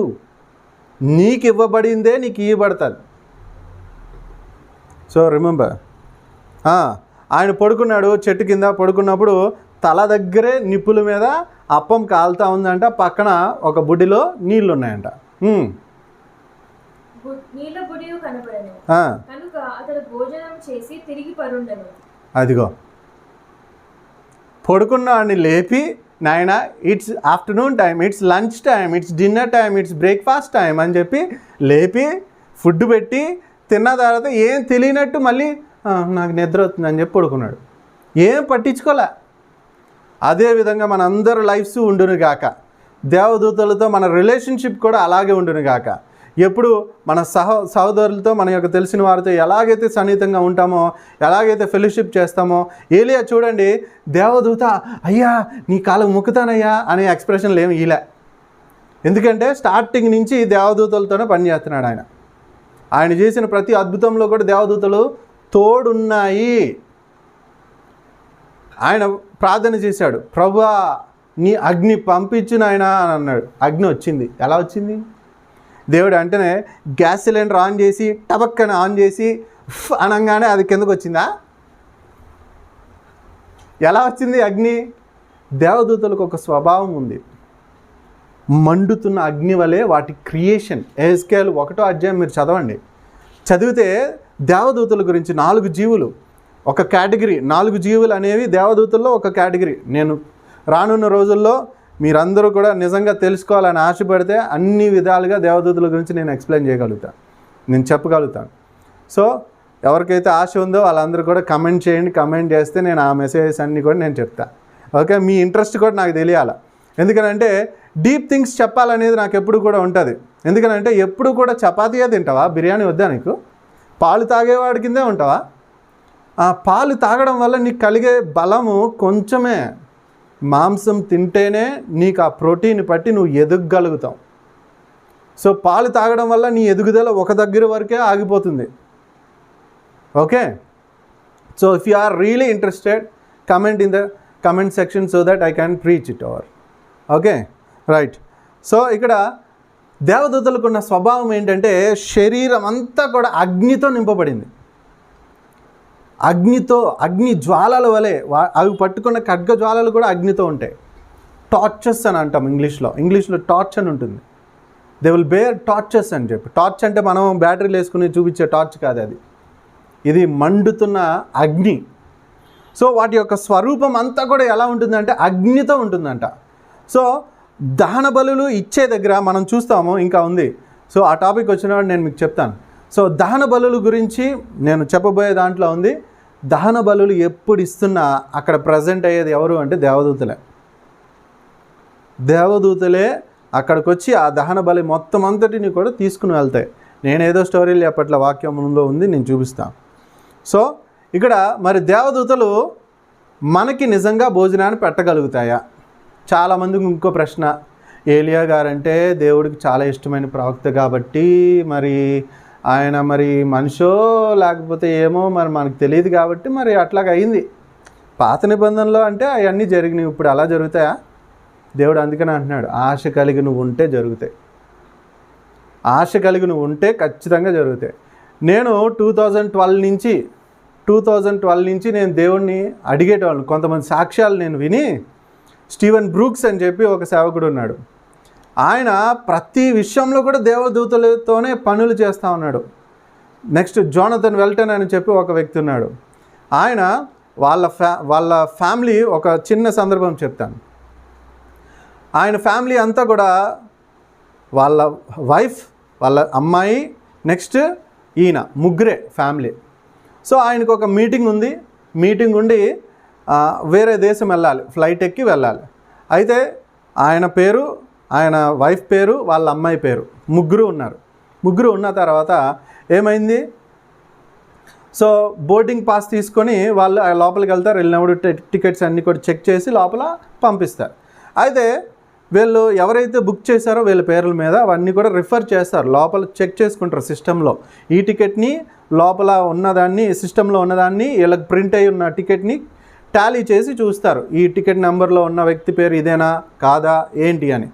So చూస్తే అక్కడ ఆమె ముగ్గురే కనపడుతున్నారు. ఎవరు? జోనథన్ వెల్టన్, ఆ సేవకుడు, ఆయన భార్య, ఆయన కుమార్తె. అయితే ఆ కంప్యూటర్ దగ్గర కూర్చున్న ఆ యొక్క వర్కర్ ఎవరైతే ఉందో, ఇమిగ్రేషన్ దగ్గర ఎవరైతే ఉన్నారో, ఆమె ఇంకో వ్యక్తి ఎక్కడా అని అడుగుతుంది. ఇంకో వ్యక్తి ఏంటి? మేము ముగ్గురమే కదా, మేము ముగ్గురమేనండి, మా ఫ్యామిలీ ముగ్గురమే, నలుగురు కాదు ముగ్గురే అని అంటే, కాదు హూ ఈజ్ జోనథన్ వెల్టన్ అంటే నేను అంది. నేను అని చెప్పి ఆయన అన్నాడు. Next who is so and so అంటే వాళ్ళ వైఫ్ పేరు చెప్పినప్పుడు నేను అని చెప్పి ఆమె చేయెత్తింది. తర్వాత హూ ఈజ్ దిస్ అని చెప్పి అనగానే వాళ్ళ అమ్మాయి చేయెత్తింది. మరి ఈయన ఎవరు అని అంటే వాళ్ళకి అర్థం కాలేదు, ఈయన ఎవరు అని చెప్పి ఆయనకు కూడా అర్థం కాలేదు. సడన్గా వెంటనే గుర్తొచ్చింది, ఓ మై గార్డియన్ ఏంజెల్ అని చెప్పి. ఆయన ఎప్పుడూ కాచి కాపాడే దేవదూత. అర్థమవుతుందా? సో ఆ దేవదూత పేరు కూడా అక్కడ మెన్షన్ చేయబడి ఉంది. సో చూడండి, ఆయన ఒకరోజు ఇట్లాంటి గొప్ప సాక్ష్యాలు చాలా వినేటోండి. నేను 2012వ సంవత్సరంలో నాకు చాలా బూస్ట్ అనిపించేది. నిజంగా ఇవన్నీ జరుగుతాయా? వాళ్ళంటే గొప్ప సేవకులు కాబట్టి వాళ్ళకి అన్నీ జరిగినాయి, నిజంగా మనకి నిజంగా జరుగుతుందా అని నేను చాలా ఆలోచించేటోడిని. నేను చాలా ఆత్మీయంగా ఎదిగితేనే తప్పితే నాకు ఎలాంటివన్నీ ఒక్కడు కూడా నా జీవితంలో ఎలాంటిది ఒక్కటి జరిగినా చాలు అనుకునేటోడిని. సో అలా ఉన్నప్పుడు నేను 2012లో వీళ్ళ సాక్ష్యాలు అన్నీ విని ఒక సేవకుడు అయితే గార్డియన్ ఏంజల్స్ ఉంటాయి నీ చుట్టూ. సో ఆ గార్డియన్ ఏంజల్కి ఒక్కొక్క పేరు ఉంటుంది. మిఖాయేలు, గాబ్రియేలు ఎలాగైతే ఉంటుందో ఆ దేవదూతకు కూడా పేరు పెట్టి దేవుడే పిలిచాడు. ఒక్కొక్క నక్షత్రానికి పేరు పెట్టిన దేవుడు దేవదూతకు పేరు పెట్టడా? అవునా? సో మిఖాయేల్ 1, మిఖాయేల్ 2 అలా కాదు. మిఖాయేల్ కాకుండా చాలా పేర్లు ఉన్నాయి.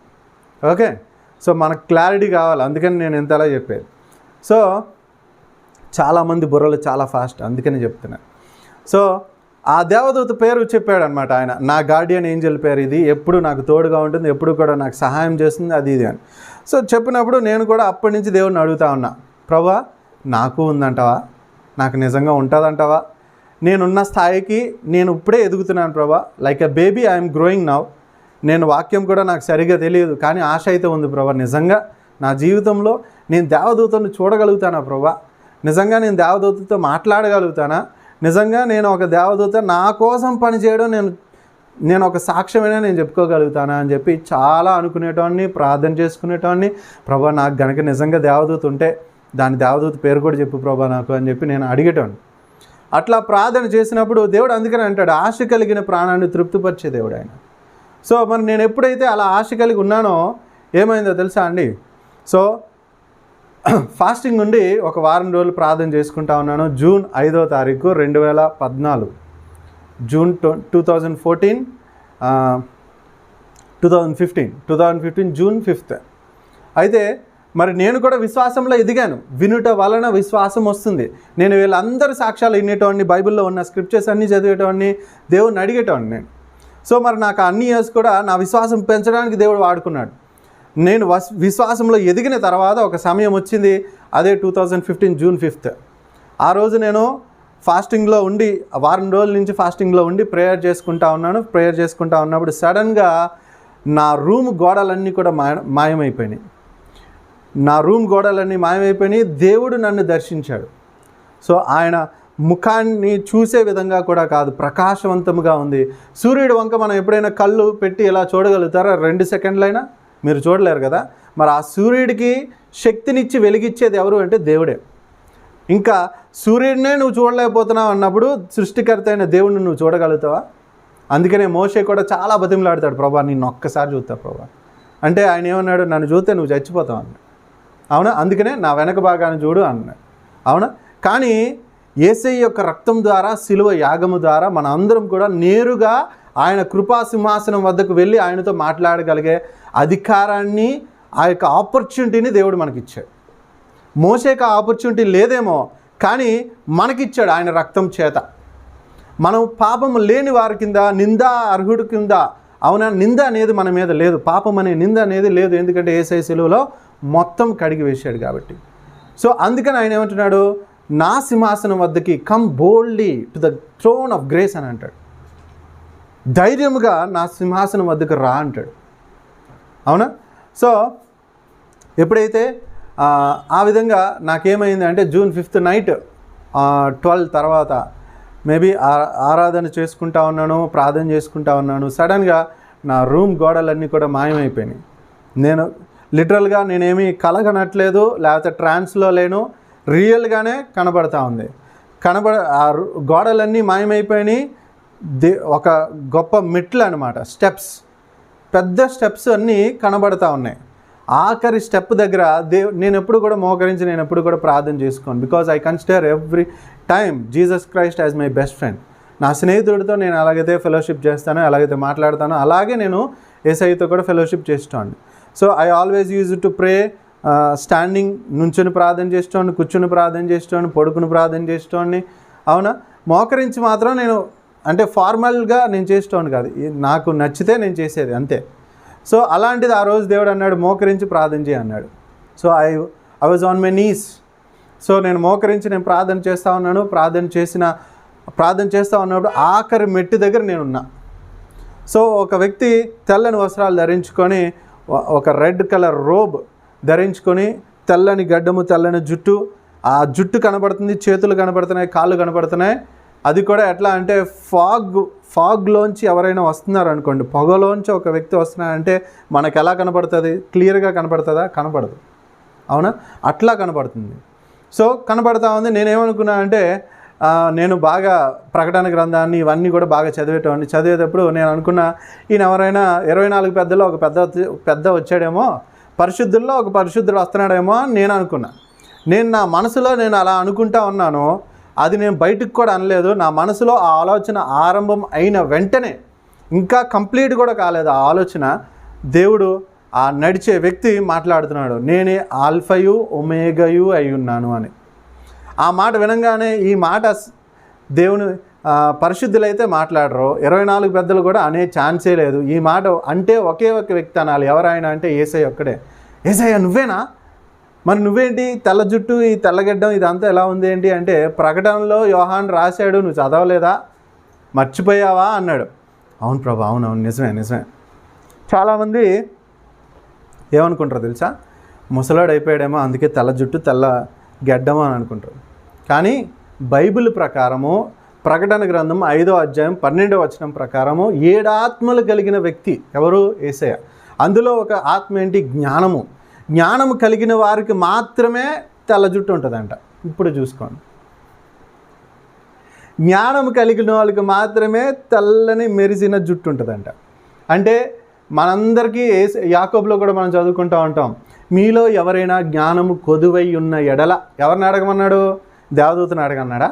లేకపోతే మీ పాస్టర్ గారిని అడగమని చెప్పాడా? లేకపోతే మీ పక్కింటి వాళ్ళని అడగమని చెప్పాడా? లేకపోతే మీ డాడీని అడిగి, మీ మమ్మీని అడిగన్నాడా? ఎవరిని అడగమని చెప్పాడు? సృష్టికర్త అయిన దేవుడిని అడగమని చెప్పాడు. అవునా? యేసయ్యని అడగమని చెప్తున్నాడు. అవునా? నన్ను అడుగు, నేను నీకు ఇస్తాను అని అన్నాడు. అవునా కాదా? సో మరి అంత జ్ఞానవంతుడు కాబట్టే ఆయన జుట్టు అంతా కూడా తెల్లగా ఉంది. మనం ఇండియన్స్ కలరు జుట్టు బ్లాక్ ఉంటుంది. అవునా? అమెరికన్స్ది గ్రే. అవునా? గ్రే కలర్లో ఉంటుంది. మరి ఆస్ట్రేలియన్స్ది గోల్డిష్ కలర్లో ఉంటుంది, రెడ్ కలర్లో ఉంటుంది. భూమి మీద ఉన్న మనుషుల జుట్లే ఇలా ఉన్నాయి. సృష్టికర్త అయిన దేవుడి జుట్టు అలా ఉండడంలో తప్పే ఉంది? So don't raise any difficult questions like this. Okay, so డౌట్లన్నీ పెట్టుకోక అలాంటివన్నీ కూడా. దేవుడు మన స్వరూపంలో మన పోలికలో చేశాడు కదా, అవునా? మేబీ ఆ దేవుడు స్వరూపంలోనే చేసినప్పుడు ఆదాము జుట్టు అవ్వ జుట్టు కూడా అలాగే ఉండేదేమో. తర్వాత డైలు అనేవి వచ్చినాయి కదా, వేసుకునే తర్వాత నల్లగా అయిపోయినాయేమో. Okay, it's not like that. So అట్లా కాదు. ఓకే, సో దేవుడు సృష్టి ఒక్కొక్కరిని ఒక్కొక్కలా చేసింది. ఒకళ్ళు తెల్లగా ఉంటారు, ఒకళ్ళు బ్లాక్గా ఉంటారు. ఆఫ్రికన్స్ కలర్ వేరు, బ్రౌన్గా ఉంటారు, బ్లాక్గా ఉంటారు, వైట్గా ఉంటారు, ఫేర్గా ఉంటారు. It's all creation of God. So దేవుడు సృష్టించిందే, అవునా? సో ఆ విధంగా మరి అంతెందుకు ప్రతి క్రియేషన్లో కూడా ఆయన వేరియేషన్స్ అనేవి చూపిస్తాడు. ఆఫ్రికన్ ఎలిఫెంట్స్ ఒకలా ఉంటాయి, ఇండియన్ ఎలిఫెంట్స్ ఒకలా ఉంటాయి, తైవాన్ ఎలిఫెంట్స్ ఒకలా ఉంటాయి, వైట్ ఎలిఫెంట్స్ ఉన్నాయి, బ్రౌన్ కలర్ ఎలిఫెంట్స్ ఉన్నాయి, గ్రే కలర్ ఉన్నాయి, బ్లాక్ ఉన్నాయి. సో ఎలిఫెంట్ అంటే ఇలాగే ఉంటుంది, తొండం ఉంటుంది, ఈ యొక్క దంతాలు ఎలాగ ఉంటాయి, 4 కాళ్ళు ఉంటాయి, ఇంత హైట్ ఉంటుంది, ఇంత వెయిట్ ఉంటుంది అంటే కాదు. They are so many variations there. So అలాగా సృష్టికర్త అయిన దేవుడు ఆయన ఇష్టం, ఆయన అలాగైనా ఉంటాడు, నీకు ఎందుకండి, అవునా? సో ఆయన అలాగైనా ఉంటాడు. So there is no way you can question him. So ఆయన జుట్టు అదంతా చూసిన తర్వాత ప్రభు నువ్వేనా అనగానే ఆయన మళ్ళీ ఆ మాట పలికిన తర్వాత నాకు డౌట్ క్లియర్ అయిపోయింది. నేను ఇంకా అనుకుంటా ఉన్నాను, ఆయన నన్ను ఒక క్వశ్చన్ అడుగుతా ఉన్నాడు, నా యొక్క నీతిని నా యొక్క రాజ్యాన్ని నువ్వు అనుసరిస్తావా అని అడుగుతున్నాడు. అడుగుతున్నప్పుడు ఇంకా దేవుడు వచ్చి ఒక క్వశ్చన్ నిన్ను అడిగిన తర్వాత నో అంటావా? అనవు కదా. ఏమంటావు? నీ బుర్ర కూడా నువ్వు తెప్పలేవు. కళ్ళ ముందే ఆయన ఉంటాడు కాబట్టి ఆయన వశంలో మనం అందరం ఉంటాం. సో మన ఇష్టం వచ్చినట్టు నేను జరుగుతా, నేను ఆపను, నేను అనను, నేను వెళ్ళిపోతా అనడానికి నీకు ఛాన్స్ లేదు. ఆయన ఎదురుగుండా వచ్చి నా నీతిని నా రాజ్యాన్ని నువ్వు అనుసరిస్తావా అని అంటే వెంటనే నువ్వేమంటావు? ఎస్ ప్రభువా అంటావు. అంతకుమించి నువ్వేనా అంటావా? అనవు. సో నేను కూడా ఏమన్నాను? ఎస్ ప్రభువా అని అన్నాను, నేను అనుసరిస్తాను ప్రభువా అన్నా. రెండోసారి మళ్ళీ సేమ్ క్వశ్చన్ రిపీట్ చేశాడు. యేసయ్య ఏమని అడుగుతున్నాడు? నా నీతిని నా రాజ్యాన్ని నువ్వు అనుసరిస్తావా అని అడుగుతున్నాడు. సో నేను మళ్ళీ ఎస్ కాకుండా ఎస్ ఒకసారి చెప్పేసాను కదా, మళ్ళీ ఈసారి నో చెప్తాను అనుకుంటావా? అనుకోం కదా. వెంటనే నేను అనుసరిస్తాను ప్రభా అని రెండోసారి అన్నాను. మళ్ళీ మూడోసారి కూడా సేమ్ క్వశ్చన్ ఆయన నన్ను అడిగాడు, నా నీతిని నా రాజ్యాన్ని నువ్వు అనుసరిస్తావా అని. నేను కూడా నేను అనుసరిస్తాను ప్రభా అని చెప్పి ఆయనకి సాగిలు పడి నేను జవాబు ఇచ్చానో, థర్డ్ టైం నేను ఎప్పుడైతే జవాబు ఇచ్చానో నా చుట్టూ, నేను రూమ్లోనే ఉన్నాను కదా, రూమ్లో ఉండి మోకరించి నేను ప్రార్థన చేస్తున్నాను కదా, ఆ ప్లేస్ అంతా కూడా నేను ఎక్కడున్నాను తెలుసా? నా చుట్టూ కొన్ని వేల దేవదూతలు ఉన్నాయి. ఆ దేవదూతలన్నీ కూడా నవ్వడం నాకు కనపడుతుంది, వాటి ఫేషియల్ ఎక్స్ప్రెషన్స్ నాకు తెలుస్తున్నాయి. అవి ఆనందంగా ఉన్నాయా, సంతోషంగా ఉన్నాయా, బాధతో ఉన్నాయా అనేది తెలుస్తుంది అక్కడ. అవన్నీ కూడా వింతగా నా ముఖాన్ని చూస్తున్నాయి, ఇలా చూస్తున్నాయి, స్మైల్ ఇస్తున్నాయి, నవ్వుతున్నాయి. నేను కూడా ఇవన్నీ ఏంటి ఇలా నవ్వుతున్నాయి, నేను చచ్చిపోయినా ఏంటి, వెళ్ళిపోతున్నానా పరలోకానికి అనుకుంటా ఉన్నాను. ఎందుకనంటే చుట్టూ అన్ని దేవదూతలు ఉన్నాయి, మధ్యలో నేను ఒక్కనే ఉన్నా మనిషిని. నా చుట్టూ అన్ని వేల దేవదూతలు ఉన్నాయి. నాకు ఈ భూమి అంతా కనపడతా ఉంది, ఈ సృష్టి, ఈ యొక్క సోలార్ ఎక్లిప్స్ ఇవన్నీ కనపడతా ఉన్నాయి. నేను ఇంకా అనుకుంటున్నా నేను చచ్చిపోయినేమో, ఇంకా పరలోకం వెళ్ళిపోతున్నానేమో అనుకుంటున్నా. అలా అనుకున్న ఒకే ఒక్క రెప్పపాటు కాలంలో, ఇదంతా కూడా ఒకే ఒక్క రెప్పపాటు కాలంలో అలాగే ఈ దేవదూతల ముఖాలను ఇలా చూసి ఒక్క రెప్పపాటు కాలంలో ఉండేసరికి ఒక స్థలంలోకి ఒక స్థలంలో నేనున్నాను. ఆ స్థలం అంతా కూడా పచ్చిగా గ్రీనిష్గా చెట్లు ఉన్నాయి, గ్రాసు, అది అంతా కూడా వర్ణించలేని విధంగా చాలా అందంగా ఉంది ఆ ప్లేస్ అంతా కూడా. అయితే ఇటువైపు ఒక సింహాసనము, అటోకి ఒక సింహాసనము ఉన్నాయి. సో అటువైపు సింహాసనం మీద కూర్చున్నది ఎవరు? ఇంకా మనందరి తండ్రి అయిన దేవుడు, అవునా? సృష్టికర్త అయిన దేవుడు యేసయ్య కూర్చున్నాడు అక్కడ, అవునా? కూర్చున్నాడు. ఈ సింహాసనంలో నేను కూర్చున్నాను. మరి నేను ఎలా కూర్చున్నాను, ఎవరైనా కూర్చోబెట్టారా, నేనే కూర్చున్నాను అనేది కూడా ఏమీ లేదు అక్కడ. డైరెక్ట్గా ఆడ కూర్చోవడం ఆడే తెలుసు, అవునా? కూర్చున్న తర్వాత దేవుడు మాట్లాడుతున్న మాటలు స్పష్టంగా వినపడతా ఉన్నాయి. ఫేస్ టు ఫేస్ కాంటాక్ట్ అని అంటాం కదా. సో అట్లాగా దేవుడు నన్ను ఫస్ట్ మాటలు నాతో మాట్లాడింది ఏంటంటే, ఎప్పటి నుంచో నువ్వు అడుగుతున్నావు కదా, నీ యొక్క దేవదూత పేరేంటి నాకు చూపించు ప్రభా అని, చూడు నీ పక్కనే ఉంది చూడు అన్నాడు. అప్పుడు దాకా నాకు అసలు ఏమి కనపడింది. కాస్త పక్కకు తిరిగి చూస్తే నా సింహాసనంలో ఆ యొక్క కుర్చీలో నేను కూర్చుని పక్కకు తిరిగి చూసేసరికి అక్కడ ఒక దేవదూత ఉంది, నా వైపు ఇలా చూస్తుంది. నేనేమో ఇలా చూశాను, అదేమో నన్ను ఇలా చూస్తుంది. సో చూస్తా ఉంటే ఆ దేవదూత పేరు కూడా చెప్పాడు దేవుడు. నేను అది చెప్పను, అబ్బా అదంతా చెప్పకూడదు, మళ్ళీ అదంతా సీక్రెట్. మీరు ఎవరైనా కావాలంటే అప్పుడు నన్ను అడిగిన అప్పుడు చెప్తాను. అయితే పేరు కూడా చెప్పాడు దేవుడు. అది మికాయిల్ కాదు, గాబ్రియల్ కాదు, ఇంకోటి కాదు, ఇంకా చాలా ఉన్నాయి దేవదూతలు. అయితే హెవెన్ సిరీస్ చెప్పేటప్పుడు ఇవన్నీ డీటెయిల్గా చెప్తా కావాలంటే. సో ఈ దేవదూత ఏమో అలా చూస్తూ ఉంది, పేరు చెప్పాడు దేవుడు. అబ్బా అమ్మయ్య, నా దేవదూత నాకు ఉందన్నమాట నిజంగా. అయితే నేను అర్హత సాధించాను నిజంగా. దేవా నువ్వు నన్ను ఎలక్ట్ చేసుకున్నావు, అయితే నాకు ఆ గ్రేస్ ఇచ్చావు ప్రభా, నిజంగా అయితే దేవదూతలు ఉంటాయన్నమాట. అంటే ప్రతి ఒక్కరికి కాపుదలక ఒక దేవదూత ఉంటుంది అన్నమాట అని చెప్పి నాకు అర్థమైంది. అర్థమైన వెంటనే ఆ దేవదూత పేరు చెప్పాడు. తర్వాత నా యొక్క మినిస్ట్రీ గురించి మిగిలిన అన్ని విషయాలు కూడా ఇంకా డీటెయిల్గా చెప్తా ఉన్నాడు. చాలాసేపు కన్వర్సేషన్ అనేది గడిచిన తర్వాత ఎట్లా అయిపోయిందంటే ఇంకా పొద్దున్న ఎప్పుడైందో కూడా నాకు తెలియదు. మరి పొద్దున్న 8:30 ఎంతో అయింది. అయితే నేను నా రూమ్లో నేను తలుపు వేసుకుని ప్రార్థన చేసుకుంటా ఉన్నాను. మా ఫ్రెండ్స్ ఎవరైతే ఉన్నారో మేమందరం కూడా సహోదరులం, అందరం కూడా దేవునిలో ఉన్న వాళ్ళమే, దేవుని పరిచర్య చేస్తున్న వాళ్ళమే. అయితే వాళ్ళు ఏం చేశారంటే, ఇంత టైం అయింది ఇంకా లెగలేదేంటి అని చెప్పి వచ్చి తలుపు కొట్టారు. వాళ్ళు ఉన్నావా లేదా, ఎక్కడికైనా వెళ్ళిపోయావా అని చెప్పి తలుపు కొడుతున్నారు అనమాట. సో వాళ్ళు కూడా దేవుళ్ళో బాగా బలంగా ఉంటారు కాబట్టి వాళ్ళు కూడా దైవికంగానే మాట్లాడతారు. వాళ్ళు కూడా కొన్నిసార్లు మనం ఇలాగే మాట్లాడుకోవాలి, అవునా? సో పరలోకం వెళ్ళిపోయా ఇటు కొంప తీసి ఎవరు ఎత్తబడ్డా ఏంటి హానుకులాగా అని చెప్పి తలుపు కడతా ఉన్నారు వాళ్ళు.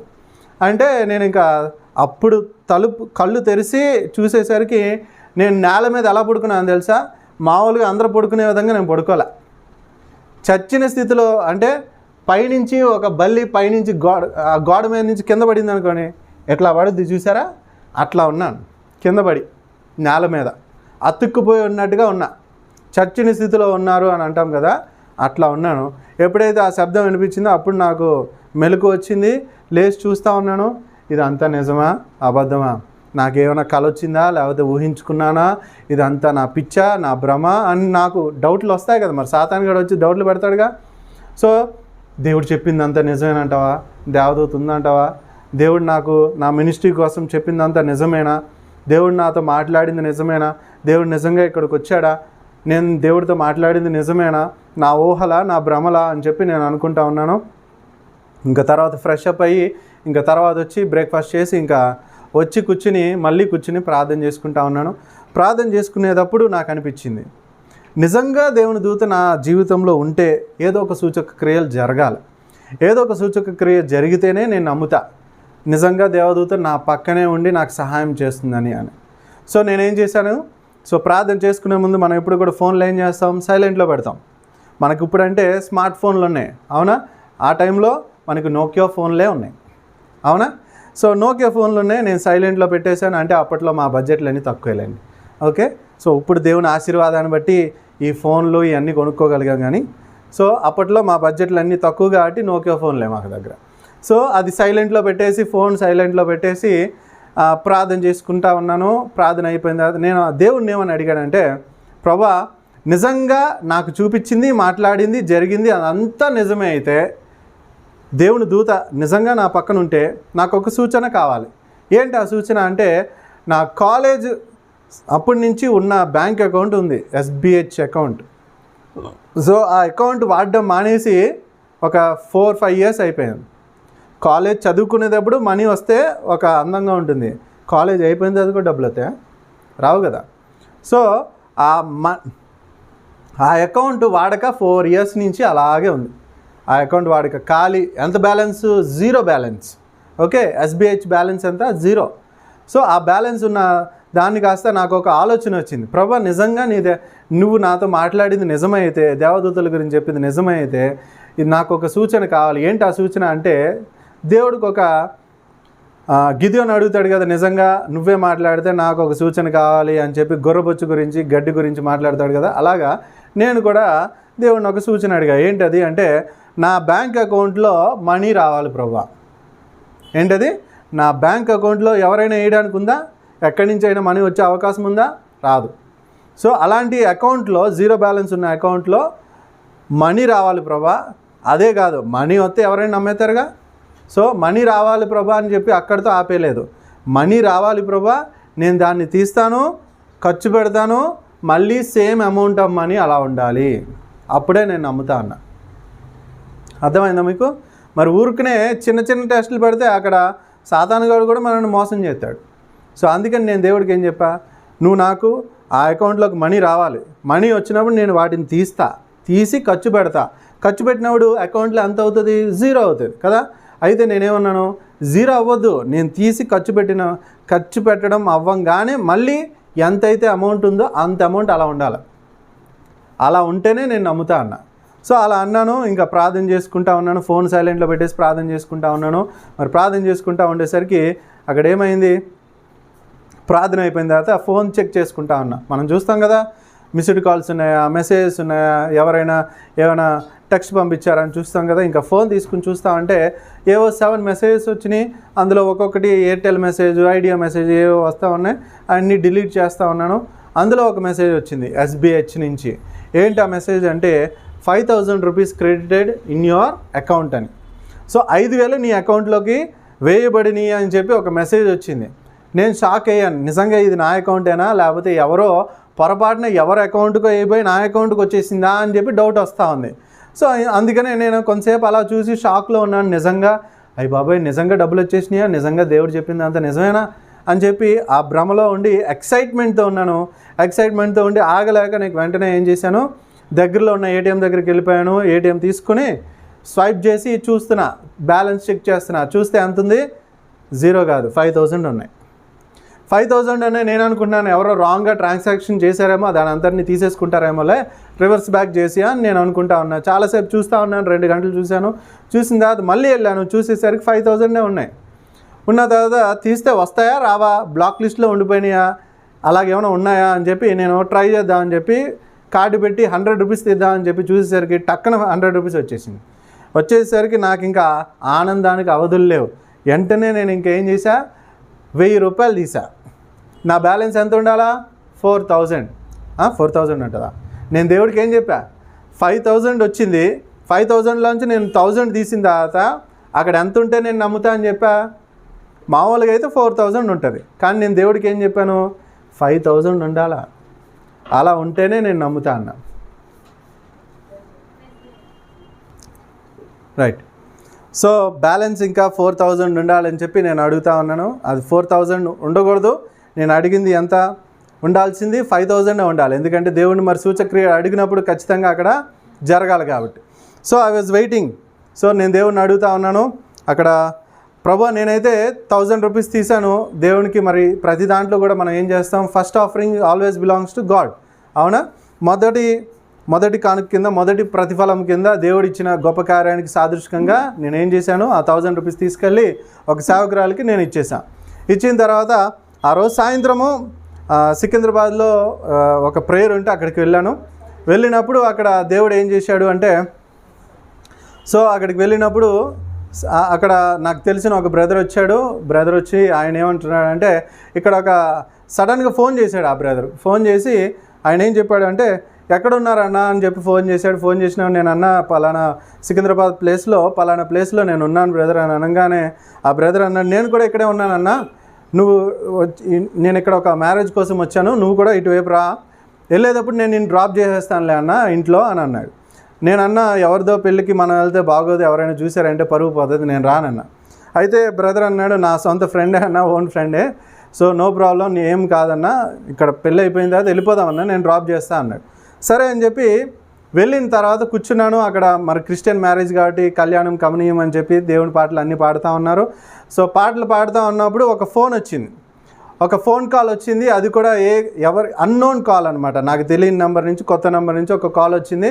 అయితే ఆ కాల్ వచ్చిన తర్వాత అప్పుడు దాకా నా యొక్క పరిస్థితి ఎట్లా అంటే, అప్పుడప్పుడే ఎవరికైనా ఏదైనా బాగోకపోతే ప్రార్థన చేయడం నేను స్టార్ట్ చేశాను. అంటే చిన్న చిన్న ప్రార్థనలు అనమాట, దగ్గుకి జలుబుకి జ్వరానికి మాత్రమే. అంటే ఆర్ఎంపీ డాక్టర్ లాగా చిన్న చిన్న ప్రార్థనలే అనమాట. మనం పెద్ద ప్రార్థనలు ఏమి అంతగా ఏం చేయలే, ఎందుకంటే మనకు వచ్చే కస్టమర్లు అందరూ కూడా అలాంటి వాళ్ళే. సో దేవుని బిడ్డలందరూ కూడా అలాంటి వాళ్ళు అనమాట. ఎందుకంటే నేను అంత గొప్పగా తెలిసిన సేవకుడిని కాదు, నన్ను అంతగా గుర్తుపెట్టేవాళ్ళు కూడా కాదు, ఎందుకంటే నేను అప్పుడే దేవునిలో ఎదుగుతున్నాను కాబట్టి. కానీ నాకు ఒక విశ్వాసం ఉండేది ఏంటంటే, దేవుని కోసము మనం చేసే ప్రార్థన మనం చేయాలా, దేవుడు ఖచ్చితంగా ఆ ప్రార్థన బట్టి వాళ్ళని విడుదల చేస్తాడని. సో సడన్గా ఏమైంది, ఎవరో నా గురించి చెప్పారంటే ఒక సిస్టర్ హైదరాబాద్లో. సో నా నెంబర్ ఎక్కడికి పోయిందో తెలుసా, మహారాష్ట్ర పోయింది. సో ఈ ఫోన్ కాల్ ఎవరు చేస్తున్నారు అంటే, ఒక సిస్టర్ మహారాష్ట్ర రైల్వే హాస్పిటల్లోంచి చేస్తుంది. సో మరి ఆమె ఎవరో నాకు తెలియదు. ఆమె ఫోన్ చేసి ఏం చెప్తుంది అంటే, ఆమె హిందీలో మాట్లాడుతుంది. జీ ఆప్కా నంబర్ ఏ సిస్టర్ దియాతా అని చెప్పి ఆమె చెప్తా ఉంది. ఒక సిస్టర్ మీ నంబర్ ఇచ్చారండి, మీరు ప్రార్థన చేస్తారండి అంటే, అసలే అక్కడ అంతా సౌండ్లు వినపడతా ఉన్నాం. మరి పెళ్ళి అంటే అక్కడ పాటలు పాడుతూ ఉన్నారు. సో నేను ఇంకా వినపడలేదని చెప్పి ఇక్కడ వాష్రూమ్ ఏరియా దగ్గరికి వచ్చాను. వచ్చిన తర్వాత నేను మాట్లాడుతున్నాను, చెప్పండి అమ్మా అని చెప్పి నేను మాట్లాడుతూ ఉన్నప్పుడు ఆమె చెప్తుంది అనమాట, ఏదో చిన్న ప్రార్థనే కదా చేసి పెట్టేద్దాం అనుకున్నా. ఆమె ఒక పెద్ద లిస్టే పెట్టేసింది అక్కడ. ఏం చెప్తుంది ఆమె, మా ఆయన కోమాలో ఉన్నాడు. ఎక్కడున్నాడు, ఇండియాలో కాదు, అమెరికాలో కాదు, కోమాలో ఉన్నాడు ఆయన. ఓకే, కోమాలో ఉన్నాడు, లంగ్స్ ఫెయిల్ అయినాయి, ఓకే, కిడ్నీలు పాడైనాయి, high BP, high sugar. Okay, so ఇది పరిస్థితి ఆయనది.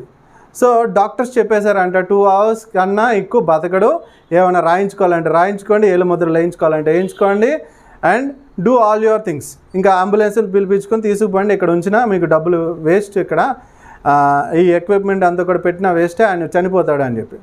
So because out of hands అని చెప్తా ఉన్నాడు డాక్టర్స్ అందరూ కూడా. సో 6 డాక్టర్స్ సర్టిఫై చేసి అక్కడ అందరూ కూడా ఎట్లా అంటే, మనిషి బతుకుతాడా అని చెప్పి ఎలాగైతే ఎదురు చూస్తారో వాళ్ళందరూ కూడా ఎప్పుడు చచ్చిపోతాడా అని చెప్పి చూస్తున్నట్టుగా చూస్తున్నారంట 6 కూడా. అంత మాటలు ఆ పల్స్ చెక్ చేయడము, ఇవన్నీ చూడడం, అన్నీ చేస్తూ ఉన్నారు. ఈమె నాకు ఇచ్చిన లిస్ట్ ఏంటి, కోమాలో ఉన్నాడండి, డాక్టర్లు చచ్చిపోతారని చెప్పారండి, 2 గంటలు మాత్రం బతుకుతాడని చెప్పారండి, ఆయన బీపీ కానీ షుగర్ కానీ హై ఉన్నాయి, నార్మల్ రేట్స్ కన్నా అబోవ్ హై. సో 400, 500 ఎంతో ఉంటుంది కదా హై రేట్స్ అంటే, అట్లా ఉన్నాయంట. నెక్స్ట్ ఆయన యొక్క కిడ్నీ కానీ లివర్ కానీ అవుట్ ఆఫ్ రేంజ్ అనమాట, ఇంకా పని చేయట్లేదు. సో అటువంటి పరిస్థితిలో ఉన్నప్పుడు ఆమె నాకు ఫోన్ చేసి ఇవన్నీ చెప్పింది. ఈ లిస్ట్ వినంగానే నాకు అవిశ్వాసం వచ్చింది. ఫస్ట్ నేను నీరసించిపోయా ఎందుకంటే చిన్న ప్రార్థనలు అంటే చేసేటోండి, కానీ మరి ఇన్ని లిస్ట్ ఇచ్చి ఎంత ప్రార్థన చేయాలంటే, అది కూడా 2 గంటల్లో చచ్చిపోతాడనే క్యాండిడేట్కి నేను ప్రేయర్ చేయాలంటే ఇంకా నాకు చాలా భయం వేసింది. నేను అనుకున్నా, ప్రభా నాకైతే తెలియదు ప్రభా, ఈమెకి పోనీ ఎవరికైనా అప్పగించేసి, నాకన్నా బాగా ప్రార్థన చేసే వాళ్ళు అంటారు కదా, వాళ్ళు ఎవరికైనా ఫోన్ నెంబర్ ఇచ్చి మీరు వాళ్ళకి ఫోన్ చేయండి అమ్మా, వాళ్ళు నీకు ప్రార్థన చేస్తారని చెప్పి. ఎందుకంటే నేను ఆత్మీయంగా అప్పుడప్పుడే ఎదుగుతున్నా. సో నాకున్న విశ్వాసాన్ని బట్టి, నాకున్న అభిషేకాన్ని బట్టి నాకు తెలుసు నా స్థాయి ఏంటో. సో అందుకని నేను అలా ఆలోచిస్తూ ఉన్నాను. కానీ దేవుడు అంటూ ఉన్నాడు ప్రార్థన చేయ అన్నాడు. దేవుడు అంటూ ఉన్నాడు ప్రార్థన చేయ అంటూ ఉన్నాడు. సో ప్రార్థన చేయ అన్నప్పుడు నేను కళ్ళు మూసుకున్నాను. ఎందుకనంటే మామూలుగా కళ్ళు మూసుకోవాలా, భయంతో గట్టిగా కళ్ళు మూసుకుని ఇంకా ప్రార్థన చేయడానికి కళ్ళు మూసుకుని ప్రార్థన చేస్తూ ఉంటే నాకు దేవుడు ఒక తలంపు ఇచ్చాడు. దేవదూతలు నీ కోసం పనిచేస్తాయి అన్నప్పుడు దేవుడు నాకు ఆ విషయాలన్నీ కూడా చెప్పాడు. కాబట్టి నాకు అనిపించింది మనం టెస్ట్ చేద్దాం, నిజంగా దేవుడిచ్చిన దేవదూత పనిచేస్తుందా పనిచేయదా. సో టెస్ట్ చేద్దాం అనిపించింది. ఇంకా వెంటనే ఏం చేశాను నేను, ఇంకా ప్రభా నువ్వు పంపించిన దేవదూత ఆయన వద్దకు వెళ్ళి ఆయన స్వస్థపరచుని గాక, ఆయన విడుదల చేసుని గాక, నిజంగా నీ దేవదూత ఉంటే ఈ కార్యం జరగాలి ప్రభా అని చెప్పి నాకు ఒక తలంపు వచ్చి నేను ప్రార్థన చేస్తూ ఉన్నాను. Send your Angel lord, let him be healed అని చెప్పి. సో ప్రార్థన చేస్తూ ఉంటే మనం ఎహెజ్కేల్లో చూస్తాము, జకర్యాలో కూడా చూస్తాము, దేవుని హస్తం మన మీదకి ఎప్పుడైతే వస్తుందో మనం అందరం కూడా ఎలా ఉంటామంటే ఆత్మ వశులం అయిపోతాం. So we are out of the body or out of the spirit, మనం చెప్పలేం. సో నాకు ఆ బెడ్ కనబడుతుంది, ఆ బెడ్ మీద ఉన్న ఆ వ్యక్తి కనబడుతున్నాడు, ఆ వ్యక్తి చుట్టూ 10 దురాత్మలు ఉన్నాయి. ఆ దురాత్మలు అన్నీ కూడా మరణదూతలు కనబడుతున్నాయి ఆ బెడ్ చుట్టూ కూడా. అయితే ఆ వ్యక్తి కనబడుతున్నాడు, ఆ వ్యక్తి ఎవరో నాకు తెలియదు, కానీ ఆ వ్యక్తి కనబడుతున్నాడు, ఆ బెడ్ కనబడుతుంది. అయితే ఇదంతా కనపడతా ఉంటే దేవుడు అంటున్నాడు ప్రే అంటున్నాడు, ప్రార్థన చేయ అంటున్నాడు. సో ప్రార్థన చేస్తూ ఉన్నప్పుడు నేను ఒకటి చెప్పాను, నీ యొక్క దేవదూత నిజంగా సహాయం చేయాలి ప్రభా నాకు అని. సో నేను ప్రార్థన చేస్తూ ఉన్నాను. ప్రార్థన చేసిన తర్వాత మరి నేను ఆత్మవశంలో మనం ఉన్నప్పుడు పరిశుద్ధాత్మ దేవుడు ఏం మాట్లాడతాడో కూడా మనకు కొన్నిసార్లు అర్థం కాదు, అవునా. సో ప్రార్థన అయితే చేసేసాను, ఇంకా ఫోన్ పెట్టేశాను. అది శనివారం అయింది. నెక్స్ట్ డే ఆదివారం మనం ఎప్పుడు కూడా బిజీగా ఉంటాం, ఎందుకంటే దేవుని సేవలో మనం అటు ఇటు తిరుగుతూ ఉంటాం. కాబట్టి ఫోన్ ఎప్పుడు కూడా స్విచ్ ఆఫే, సండే ఎప్పుడు కూడా. సో సైలెంట్లో ఉంది ఫోను. సాయంత్రం 8 o'clockకి ఈవినింగ్ 8 o'clockకి నా ఫోన్ ఇంకా సైలెంట్ మోడ్ తీసేసి నార్మల్ మోడ్లో పెట్టి ఆ మిస్డ్ కాల్స్ మెసేజెస్ అన్నీ ఒక్కొక్కటి చూస్తూ ఉంటే ఒక నెంబర్ నుంచి 10 మిస్డ్ కాల్స్ వచ్చినాయి. కొత్త నెంబరు 10 మిస్డ్ కాల్స్ ఉన్నాయి దాని నుంచి.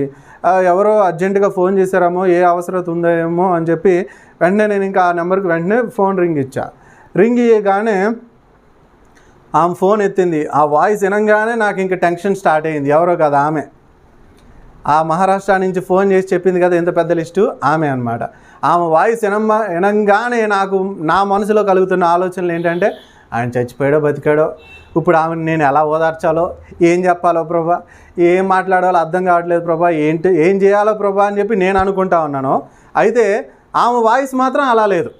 నిన్న ఏ టోన్తో మాట్లాడిందో ఆ టోన్ అయితే అక్కడ వినపడట్లేదు. ఆమె చాలా సంతోషంగా మాట్లాడుతుంది. మీరు ఏదైతే చెప్పారో, ఆమె హిందీలో చెప్పిన మాటలు తెలుగులో చెప్తున్నా, మీరు ఏదైతే చెప్పారో అదే జరిగిందండి అంటుంది ఆమె.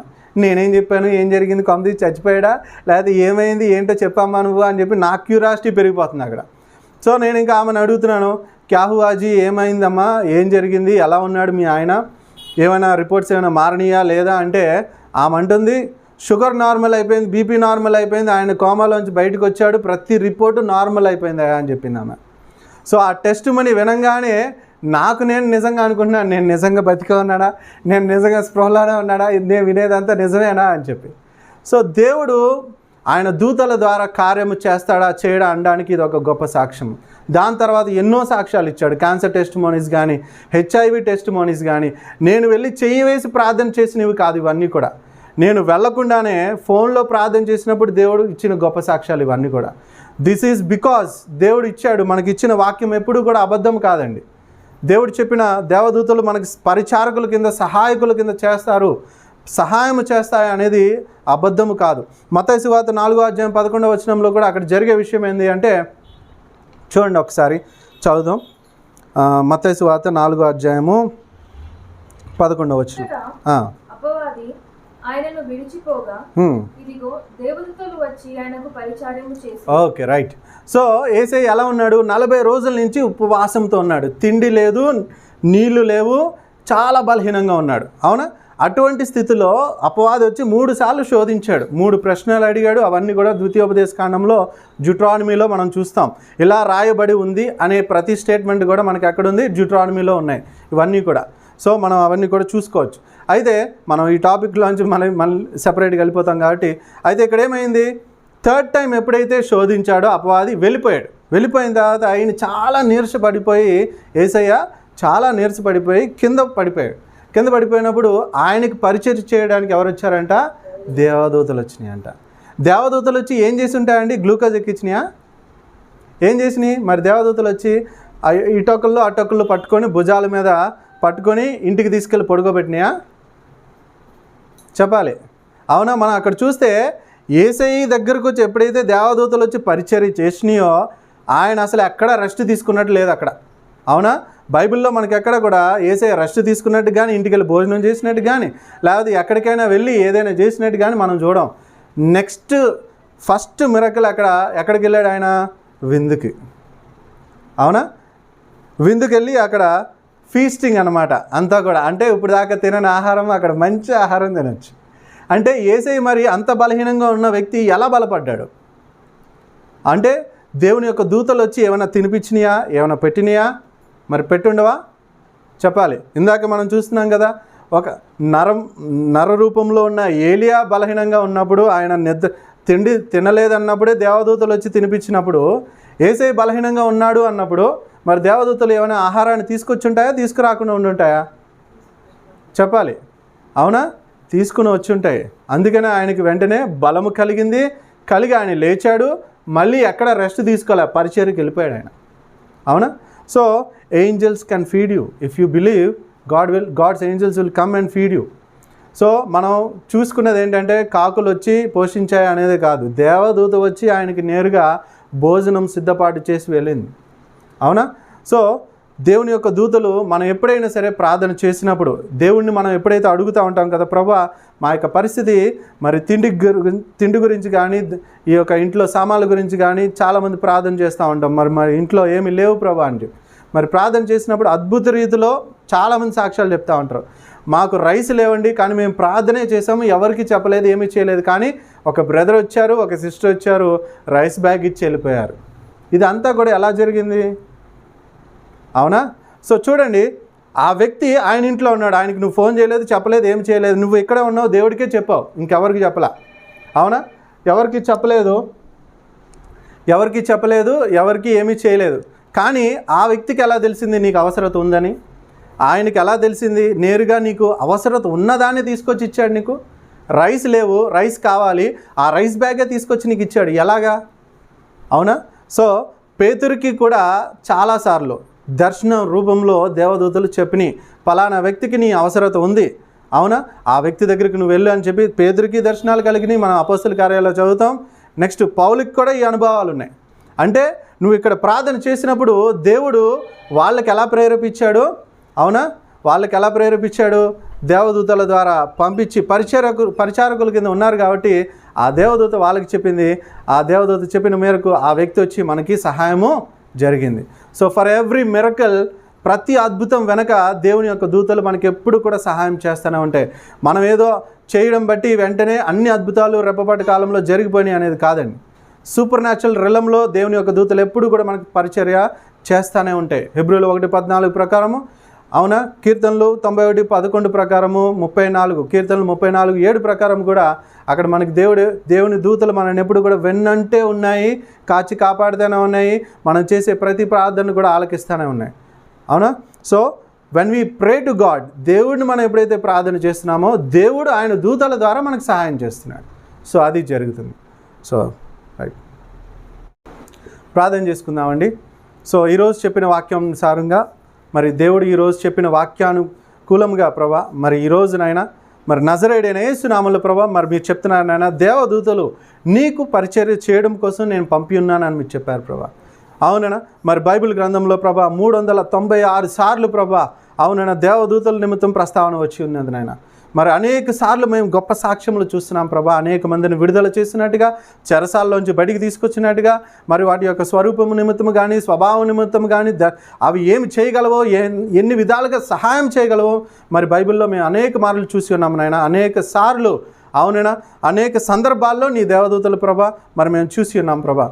ఈరోజునైనా మరి ఈ యొక్క వాక్యము మూలముగా ప్రభా, ఈ యొక్క వాక్యము కారణముగా ప్రభా, మరి నీ యొక్క బిడ్డలు ఎవరైతే ఏకీభిస్తున్నారో, ఎవరైతే మాట్లాడుతున్నారో, అవునైనా ఎవరైతే ఈ యొక్క వాక్యముని వింటున్నారో నాయన, ఏకీభిస్తున్నారు ప్రభా, ప్రతి ఒక్కరి జీవితంలో కూడా ప్రభా ఇప్పుడు దాకా ఏ దేవదూతలు అయితే పని చేయలేదో ప్రభా, అవునైనా నీ దేవదూతలు పనిచేసి ప్రభా నీ యొక్క బిడ్డల యొక్క కట్లని సంకల్లని ప్రభా తెంచివేయను గాక యేసునామంలో. వాళ్ళు ఉన్న చీకటిలోంచి బయటకు వచ్చిన గాక, వాళ్ళు ఉన్న ప్రతి ఒక్క బంధకాల్లోంచి బయటకు వచ్చిన గాక, వాళ్ళ యొక్క చెరలోంచి బయటికి తీసుకుని వచ్చును గాక యేసునామంలో. అవునైనా నజరేయుడైన యేసునామంలో ప్రభా, నీ యొక్క నామములో ప్రభా ప్రతి అవసరత నీ దేవదూతలు సమకూర్చును గాక యేసునామంలో. నజరేయుడైన యేసునామంలో ప్రభా, ఏ దేవుడైతే ప్రభా ఏలియాకు సహాయం చేశాడో ప్రభా దేవదూతల ద్వారా, ఏ దేవుడైతే ప్రభా అబ్రాహాముకు సహాయం చేశాడో ప్రభా, ఏ దేవుడైతే ప్రభా ఇస్సాకుకు సహాయం చేశాడో ప్రభా, అవునైనా ఏ దేవుడైతే ప్రభా నా జీవితంలో గొప్ప సాక్ష్యములు ఇచ్చాడో ప్రభా, అదే దేవుడు ప్రభా, అవునైనా నీ యొక్క బిడ్డలు ఎవరైతే ఏకీభిస్తున్నారో, ఎవరైతే చూస్తున్నారో నైనా, వాళ్ళందరికీ కూడా ప్రభా నీ దేవదూతలు నిజముగా సహాయం చేయడము, వాళ్ళు కూడా రుచి చూచును గాకేస్తున్నాములో. ఇప్పుడు వరకు వాళ్ళు గ్రహించలేదేమో ప్రభా, వాళ్ళు గ్రహించును గాకేస్తున్నాములో, వాళ్ళు గ్రహించును గాక, వాళ్ళకి అద్భుత కార్యములు, ఆశ్చర్య కార్యములు, మిరకల్ సైన్స్ అండ్ వండర్స్ వాళ్ళ జీవితంలో జరుగును గాకేస్తున్నాములో. Let there be supernatural testimonies in Jesus mighty name. Let there be supernatural deliverances in Jesus mighty name. Let there be supernatural healings in Jesus mighty name. అవునైనా ప్రతి ఒక్కరూ లేవనెత్తబడును గాక, ప్రతి ఒక్కరు ఆశీర్వదింపబడును గాక, ప్రతి ఒక్కరూ కూడా ప్రభా స్వస్థపరచబడును గాక, ప్రతి ఒక్కరూ కూడా ప్రభా నీ యొక్క అనుభవంలోకి వచ్చును గాక యేసునామములో. Thank you Lord for giving your grace in Jesus mighty name.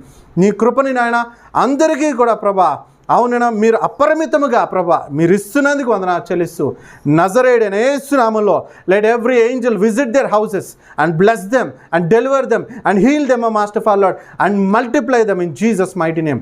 యేసు నామములో ప్రతి ఒక్కరు గృహాన్ని దేవదూతలు మీరు పంపించి ప్రభా వాళ్ళందరినీ మీరు ఆశీర్వదిస్తున్నందుకు, విడుదల చేస్తున్నందుకు నీకే వేలాది వందనాలు చెల్లిస్తూ, మత్తయి సువార్తలో మీరు చెప్పిన రీతిలో ప్రభా సమస్తముని మేము ఏదైతే ప్రార్థన చేస్తున్నామో అవునైనా మేము నమ్ముచున్నాం ప్రభా. అవునైనా మేము సమస్తముని మేము పొందుకున్నామని మేము నమ్ముచున్నాం ప్రభా. Thank you Lord for we are accepting and we are receiving and we have received everything in the name of Lord master for lord.